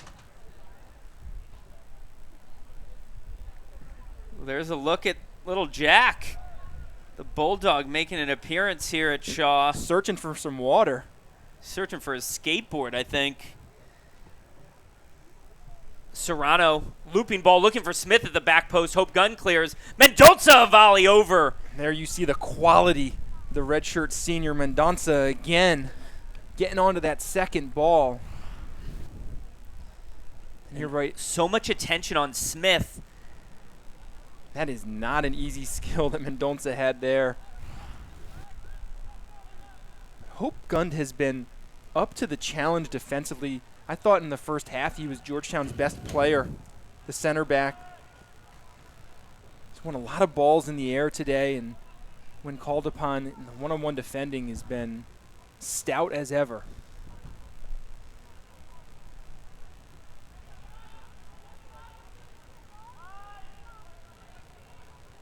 Midway through the second half, Rothrock, poor touch. It was a difficult ball from Wu. But Providence not able to corral, and Georgetown will attack again. Lochner sloppy, but Fisher tackles, and then Fisher fouled by Mendonça. But a sloppy couple of turnovers there from the Hoyas, allowing Providence to get a little bit more energy as we enter the 68th minute of play.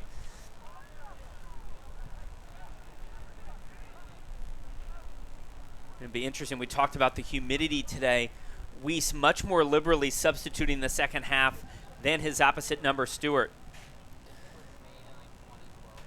Yeah, and for the most part in the second half, Georgetown looks the fresher squad.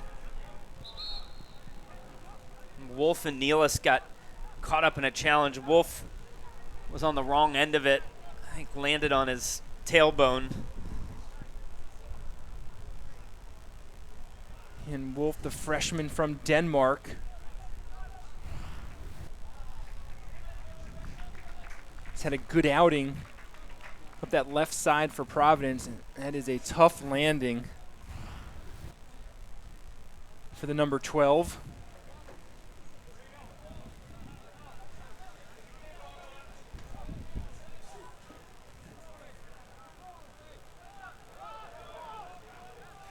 And the discussion right now is about what type of drop ball there should be and who possession should be awarded to. Weiss and Stewart talking about it. And not agreeing. I think Weiss is saying, I want possession of the ball. Stewart's saying, I'll kick it back to your goalie. The fourth official is going to get involved.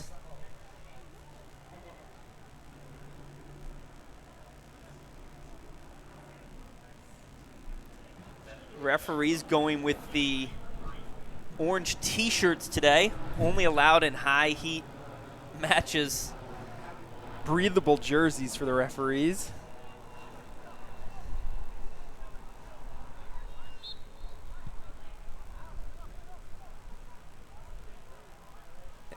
And Coach Stewart wins as he play the ball backwards into a difficult position.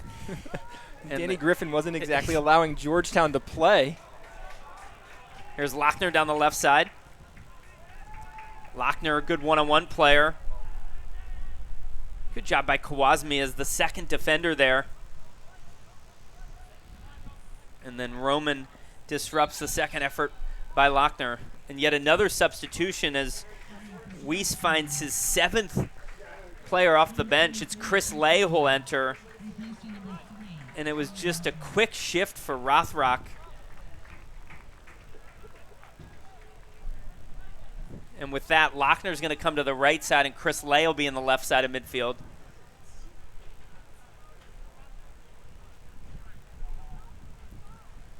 Long throw. Kawasmi gets to it first. Lay will go to his preferred left foot to the end line, and he'll win a corner. Right off the bench, fresh legs for Chris Lay. Tries to get to the end line, and Georgetown gets their second corner kick. Jack Beer will take the corner.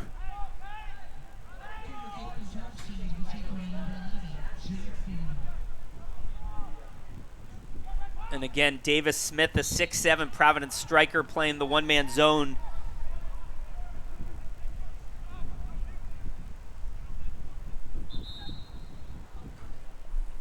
The referee will stop the clock as Jack Beer sluggish to take this corner.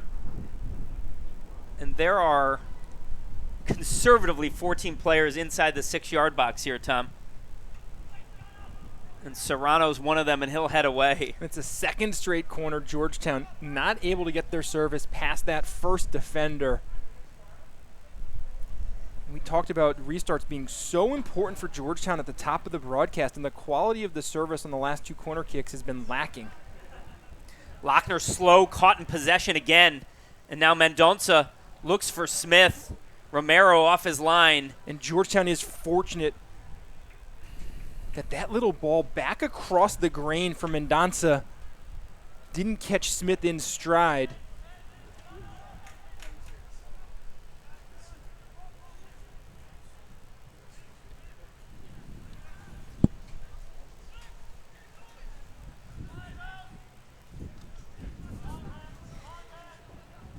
Here's Aiden Rocha.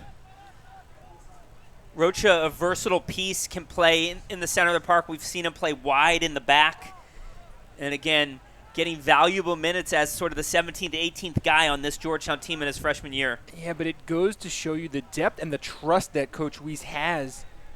As when conference play begins, you typically see kind of the bench gets tighter and tighter, but Coach Weiss is actually going deeper into his bench today than he has the last couple of contests.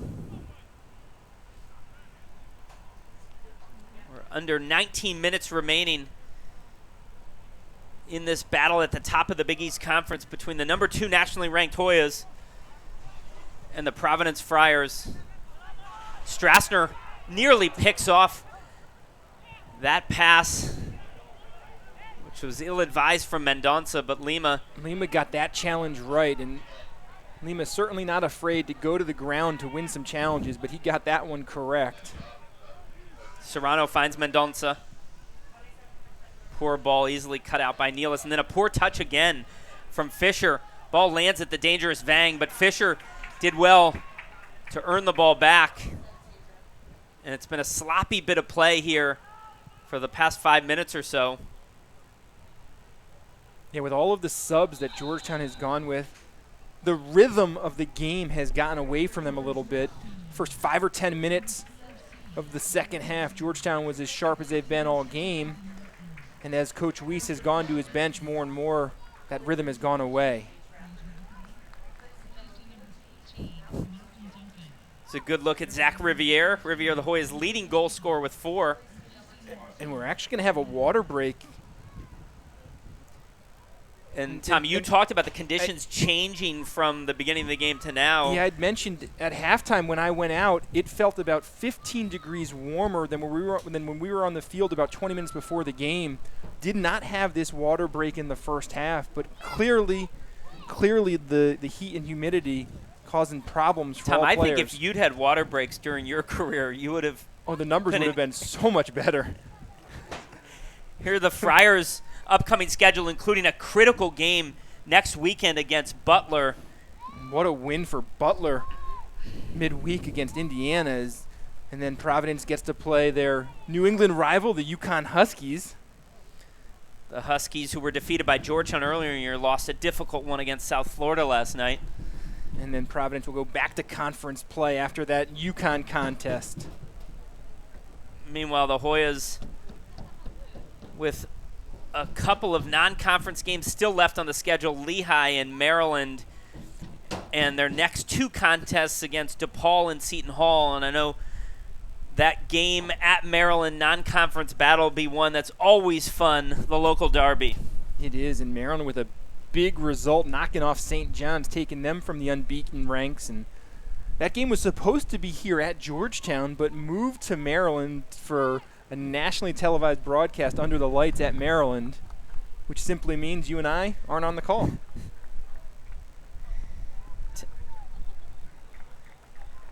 And as we come back from this 90-second water break, let's see if we can take a look at the one goal that Georgetown scored. And there's the foul, Duncan on Sands, and there's the clinical finish from Dotson. And that is the difference on the scoreboard.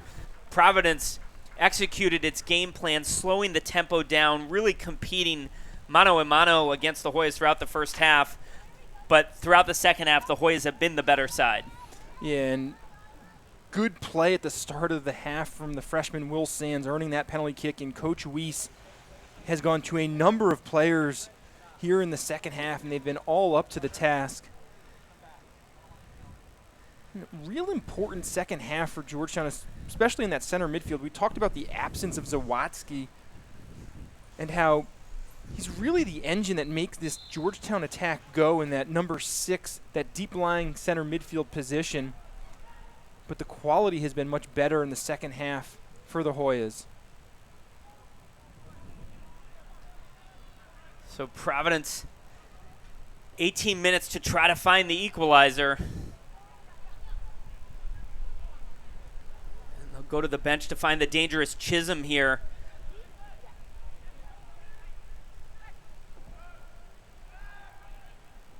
As Griffin gets a breather.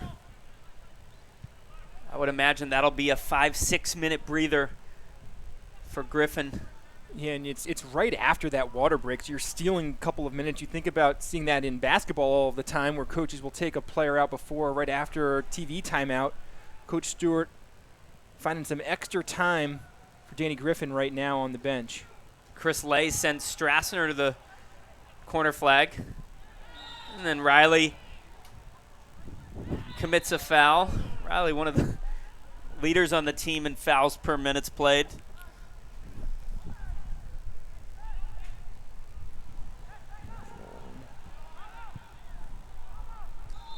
Good piece of officiating as Vang with good skill. And Strassner. I think they got the wrong guy. Actually, I think that was Fisher who pulled Vang's jersey, and the official let the play continue on. And when Lima gives the ball away, he brings it back. Strassner saying that wasn't me, and the rest of his teammates saying, take one for the team. There's a full piece of the jersey from J.B. Fisher. And little moments like that. Yeah, and the official just waved off the yellow card from Strassner, and Fisher finds himself in the book. And there's the communication system between the officials being able to communicate on the microphone. The fourth official seeing that the foul was on Fisher. Good correction. Meanwhile, Fisher will exit, and Foster McCune will re-enter to try to close out the match with 17 minutes remaining.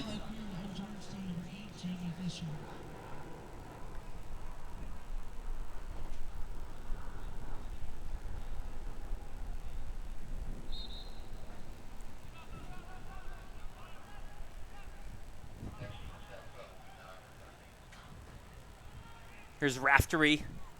Early ball, it's a dangerous one! And nearly found Mendonça. And Romero collects it on the near post. And there, Mendonça, we talked about the box-to-box center midfielder. He's making a deep run. And the freshman Romero has done well in this contest. I think the best play he made was when DeVoke kind of got sprung early in the first half, and he came out with a big hand, getting a touch on that as DeVoke tried to dribble by him. Georgetown's junior captain and today's lone goal scorer, Derek Dotson, the Greater Chicago product, enters, replacing Strassner.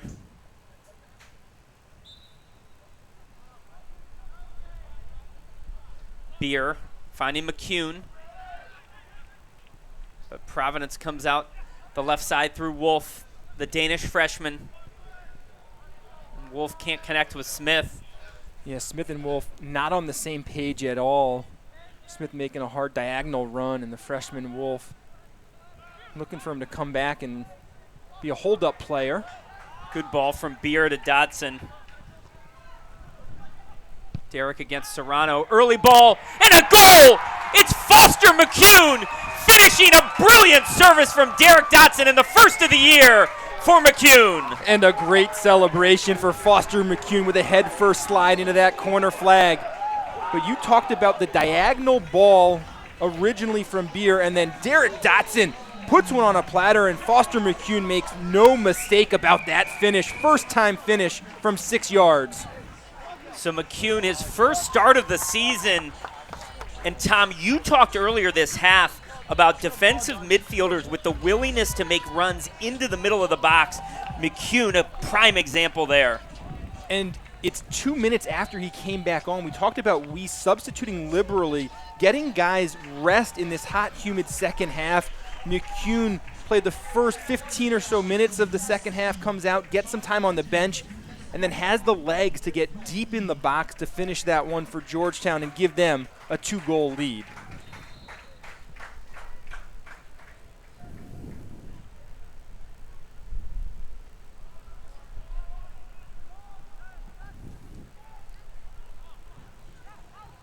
And Georgetown now must be feeling secure getting that second goal. Still 15 minutes to play out as Neal is dispossessed, allowing Vang and Mendonça to move forward.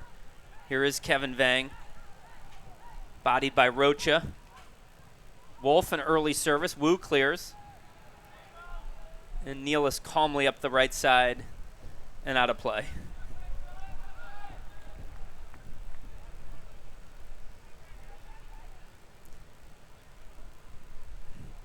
Tom, we've talked about the players at Weiss's disposal as Montez on the ball. Montez still with it. Out wide to Dotson, who's offsides. Oh, and Coach Weiss, I think, can't believe that Derek Dotson was called offsides on that, as Montez showing his dribbling ability in traffic. Hard to see on that angle, but looks like he was likely onside.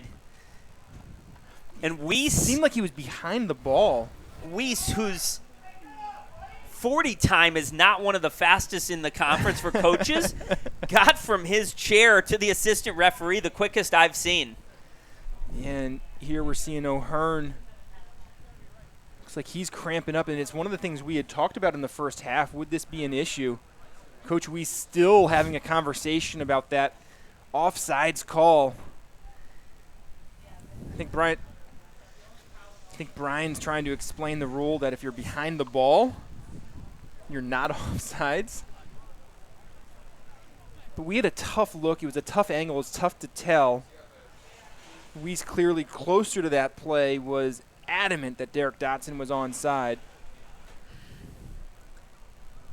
And Tom, what I was about to say before that counter is, it's such an interesting coaching situation for Weiss. So you've got a back four and a goalkeeper who are playing the whole match.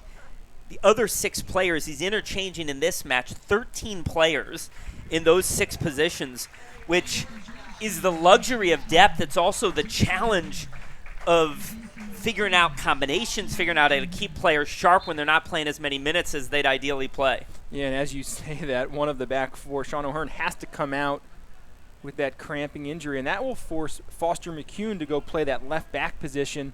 The versatility of McCune, hugely important.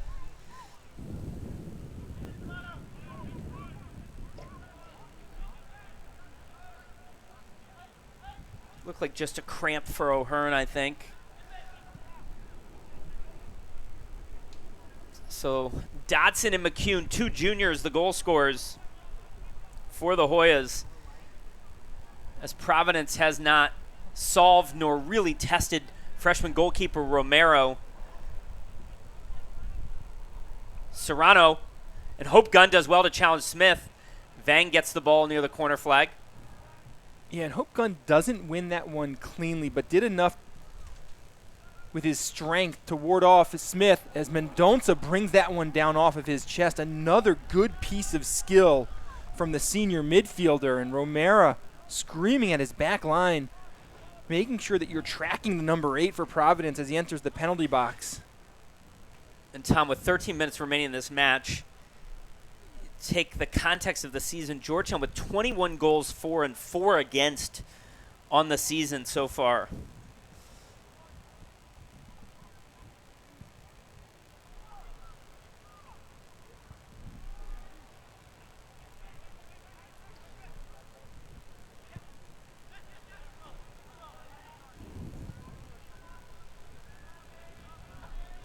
Raftery for Providence combining with Lima.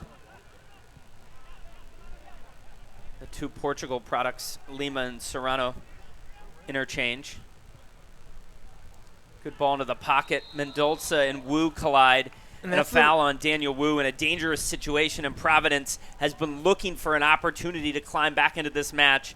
This may be the best opportunity they've had. And Providence has a couple of guys. Lima has scored directly off of a set piece already this year, hits a great ball on these, and this one is from a dangerous distance.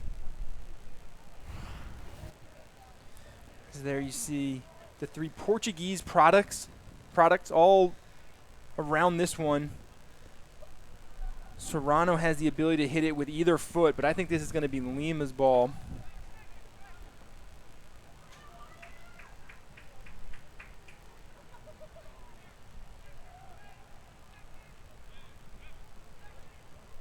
These three from three different cities in Portugal.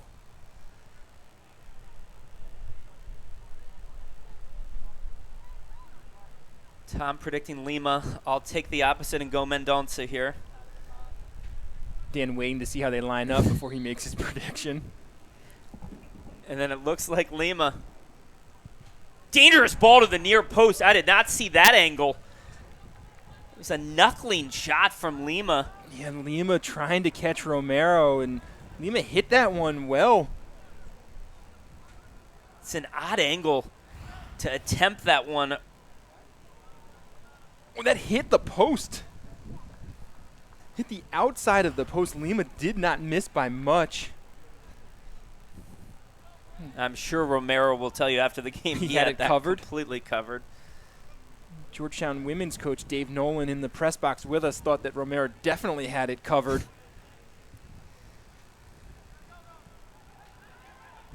Turnover.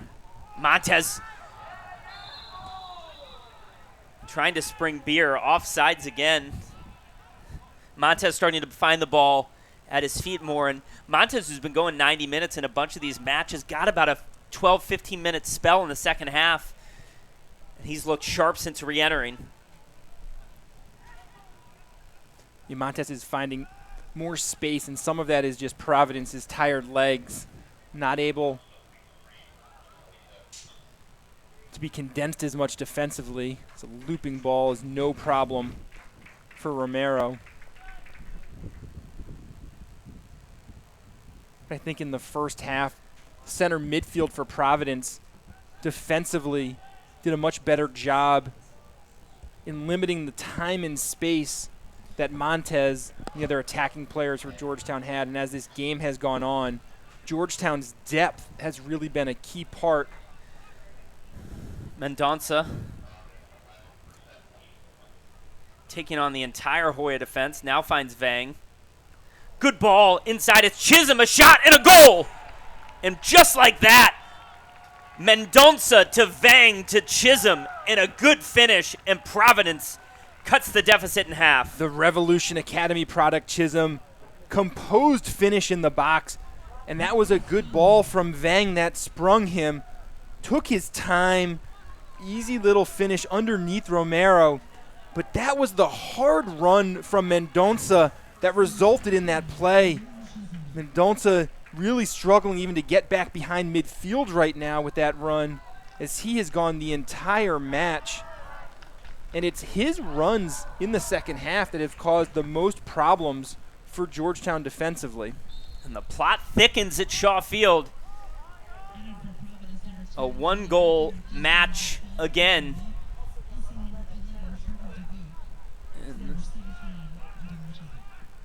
Beer with space inside the Providence end. You have a feeling this game may open it up and create some chances for the Hoyas on the counterattack.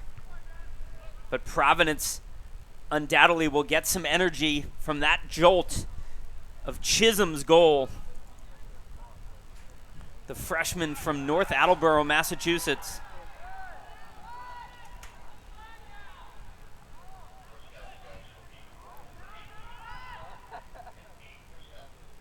There's Vang, more good skill from Kevin Vang, who's been excellent. And Mendonça finds another pocket of space. And could Providence get the unlikely equalizer? Mendonça, shot!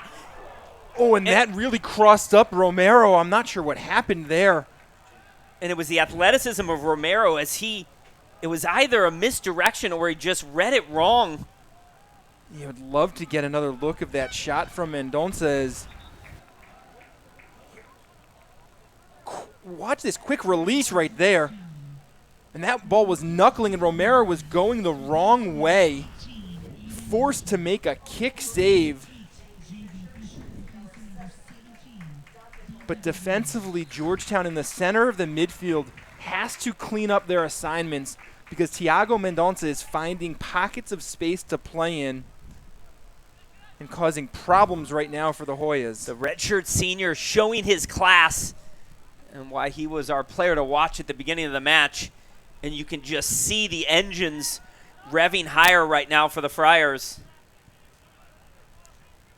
And with that break, Stewart brings back in another attacking player, Danny Griffin, the senior, who got some good rest as well. Lima against 4 Hoyas. Now Jack Beer finds Dodson. Out wide to the overlapping Rothrock. Dodson trying to hold his run. Rothrock picking out Beer at the back post. Beer, a great little half turn. And then can't connect with Rothrock. Oh, that is lovely skill from Jack Beer on the end line. I mean. Now Dodson working back. And then more skill. Little Maradona spin from Griffin right at the center line results in a booking from McCune. And look at this skill from Beer, setting him. That'll take your breath away. That will, and Rothrock just didn't hold his run enough, got in too deep. But Tom, the theatrics aside, this is not what Coach Weiss wants the last 10 minutes of a game at home when you're up 2-0 to feel like. Providence gets the goal to cut it in half, and now you've got tired legs on the field and a pretty open match. Very open match. Hectic moments for Georgetown, and it's really been the number 8, Mendonça, finding who's going to get the ball here on this restart as well.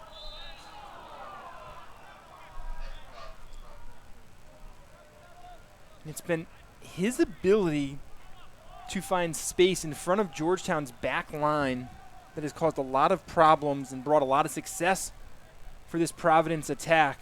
And it was, we talked about how Georgetown's back four had not been changed in many matches. O'Hearn gets the cramp issue. The cramp comes out, and Georgetown loses its shape, frankly, a lot in that situation. That leads to the goal. O'Hearn back in now. But Providence sensing opportunities to find the equalizer.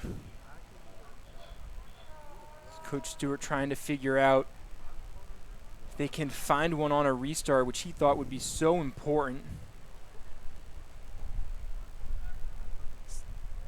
Mendonça has had a great effort this match. He is just watering himself down right now. And so Mendonça will exit. He's replaced by the goal scorer, Chisholm. Meanwhile, for Georgetown, Riley Strassner re-enters, a rare moment where both Strassner and Dodson are on the field together. And Beer will come out.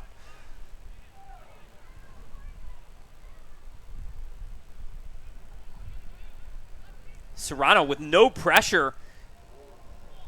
And his drive goes wide from 35 yards. And Georgetown asking a lot of questions of themselves right now as Providence plays that one short, and there is absolutely no pressure. Serrano could have taken another touch or two, but he elects to have one from about 35 yards. But Georgetown not showing the energy to come out and defend that.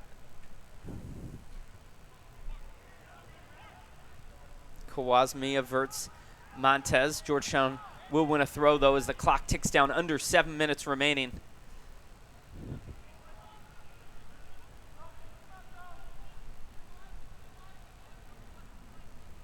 Strassner some hold-up play.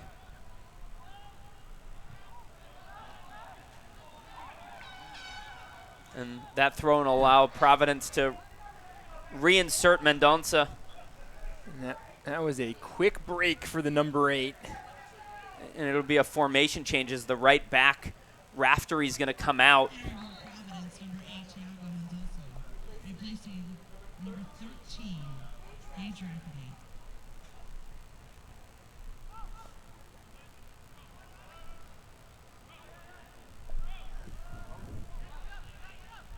Avisa building out of the back through Serrano, who's been active in the second half.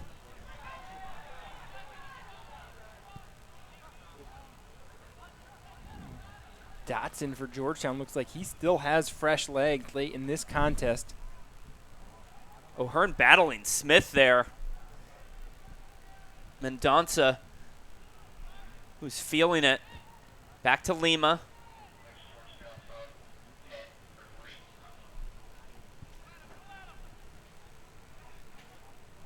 Chisholm, his ball cut out by Nealis at the near post. Poor clearance allows Vang to retrieve. Good touch to Chisholm. Then Nealis disrupts and wins a throw. And another sub for Georgetown as Rothrock will come out and Ethan Lochner will enter. Rothrock not quite at full fitness today.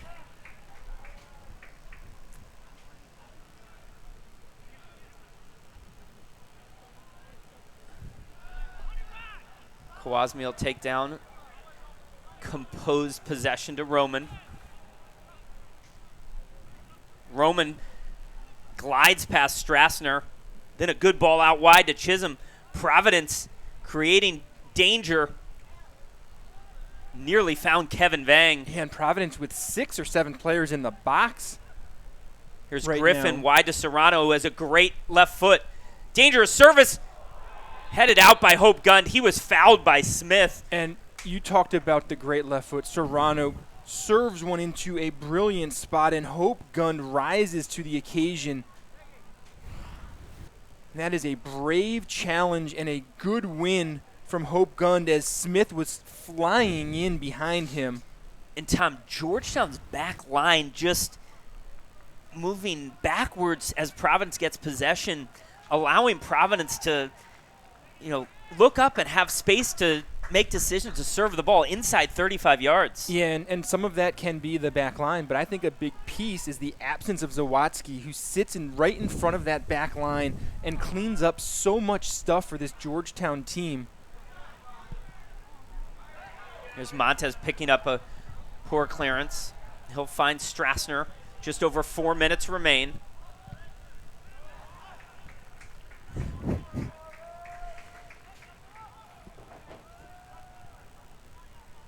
And I'd call that a slow jog by Montez to retrieve this ball.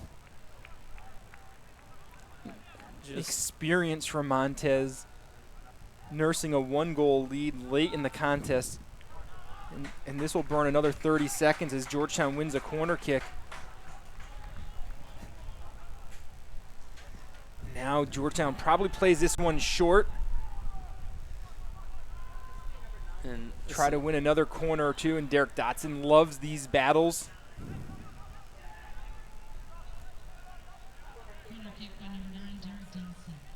It's great strength from Strassner there. And Providence needs some urgency now with about 3 minutes to go in this contest as Avisa quickly trying to get this ball in play. Chisholm, the goal scorer for Providence. Dotson and McCune, the goal scorers for Georgetown here this afternoon. All 3 goals in the second half.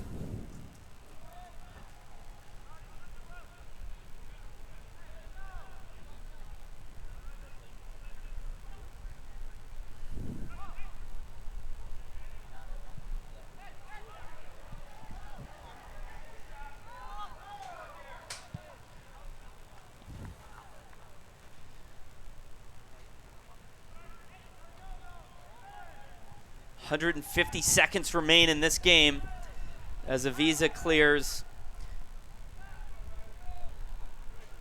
Providence trying to find Mendonça or Griffin to launch one last foray forward. Here's Smith. O'Hearn bodies him off. But Vang with a head of steam gets behind Lochner. Diagonal ball cut out by Wu. It's a terrific idea by Vang. The pace of the ball was not what he wanted. But Kevin Vang has given a good account of himself this afternoon. Yeah, he's been a good spark for Coach Stewart off the bench. The assist on Chisholm's goal in there. Still has a burst late in this contest. DeVoke able to keep it in play. Battles Nealis to the end line. And the referee denies the penalty appeal. And DeVoke thinks he turned the corner on Nealis and gets a yellow card for dissent. As DeVoke did a great job getting to the end line. Gets around Nealis. And Nealis did extend the arm. It was a dangerous decision for the senior there. Yeah, in the box. As Nealis, is DeVoke able to get around him, and DeVoke with a long throw now. And Georgetown fortunate that Providence doesn't have a penalty kick right now. And now Georgetown will have to clean up and defend this long throw. Is Mendonça having a conversation with the referee, asking about the lack of a call there in the box late in this game. Minute 38 remains. Dangerous throw. DeVoke into the heart of the box. Vang gets to it. Heads it to Mendonça. Drive is blocked. And finally cleared by Jacob Montez. As the Hoyas, who 10 minutes ago had a 2-goal lead, find themselves warding off a spirited Providence attack. Dotson clears, but can't keep it in play. And so Serrano and the Friars will retrieve the ball and throw it in, approaching 1 minute remaining. And I think Coach Stewart and the Friar staff are going to be more disappointed with the absence of a penalty kick call when they see that on video. Here's Roman. Diagonal ball's a good one to Griffin. O'Hearn cuts it out with 45 seconds remaining.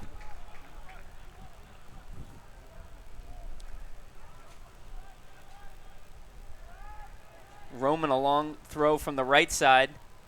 Headed by Kawasmi into the box. Wu out jumps Smith and is cleared with 30 seconds remaining. Providence still in the Georgetown on. Serrano recycles to Smith. Romero off his line. And the freshman, cagey right there, not picking the ball up immediately. In a frantic last 6 or 7 minutes for Georgetown defensively, as Providence playing with a ton of urgency down the stretch looking for the equalizer. But it will be the Hoyas that will hold off the Friars for a 2-1 victory. So the goal scorers Dotson and McCune for the Hoyas. Chisholm in defeat for the Friars.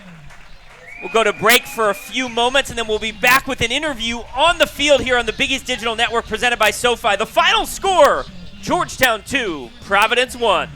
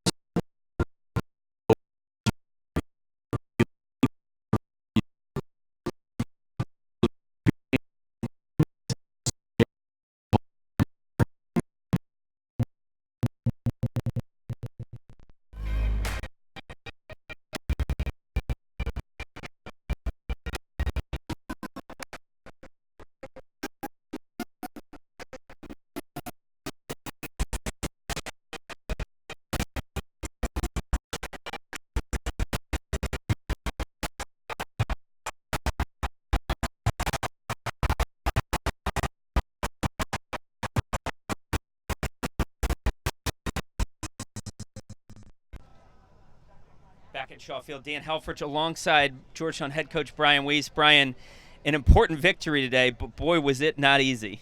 That's an understatement. Over the run of any season, you're going to have like really good performances and then other ones which you just have to grind out and find a way. And to our guys' credit, they found a way to win a game that I didn't think we really played well in. But there's always two sides to that. I thought Providence deserves a ton of credit. They're a really, really good team. Toss of the coin, to be honest with you, and we were lucky to get out on the right side. Talk about the coaching situation. It's pretty interesting. You got a back four that's steady. You keep the goalkeeper in, and you interchange 13 players amongst the 6 attacking positions. What kind of advantages does that give to you as a coach? What kind of challenges is that giving you as a coach?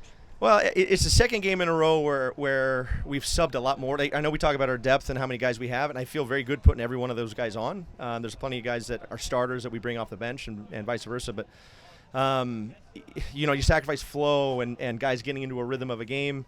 It's the second game in a row I felt that we needed. It was more about fresh legs and guys coming on and giving us a little bit of a spark. I mean, I thought we had 10 really good minutes to start the game, and then 35 minutes where it's like we're looking for answers. I think we need a little bit of a rest. I think we're in that stage right now where it's like we need to regroup and take the week before we head out to DePaul on Friday. Last question, playing without Sean Zawatsky today for a second straight game, you turn to Foster McCune. McCune, the local product, the junior, gets the game-winning goal. Quite a moment for Foster. Yeah, and what a goal, too. I mean, listen, he's a special kid. He's got a personality that is contagious. He's very positive. He's going to work. He's going to give you everything he's got, and for all the accolades a lot of our guys have gotten. I know Neelis is a special player, and Dottie's a special player. But Sean's a really hard one to replace. But over the last 2 games without him, Foster's done a really good job of it. 7-1 start to the season for the Hoyas, a 2-0 start in the conference. The final today from Shaw Field, it's Georgetown 2, Providence 1.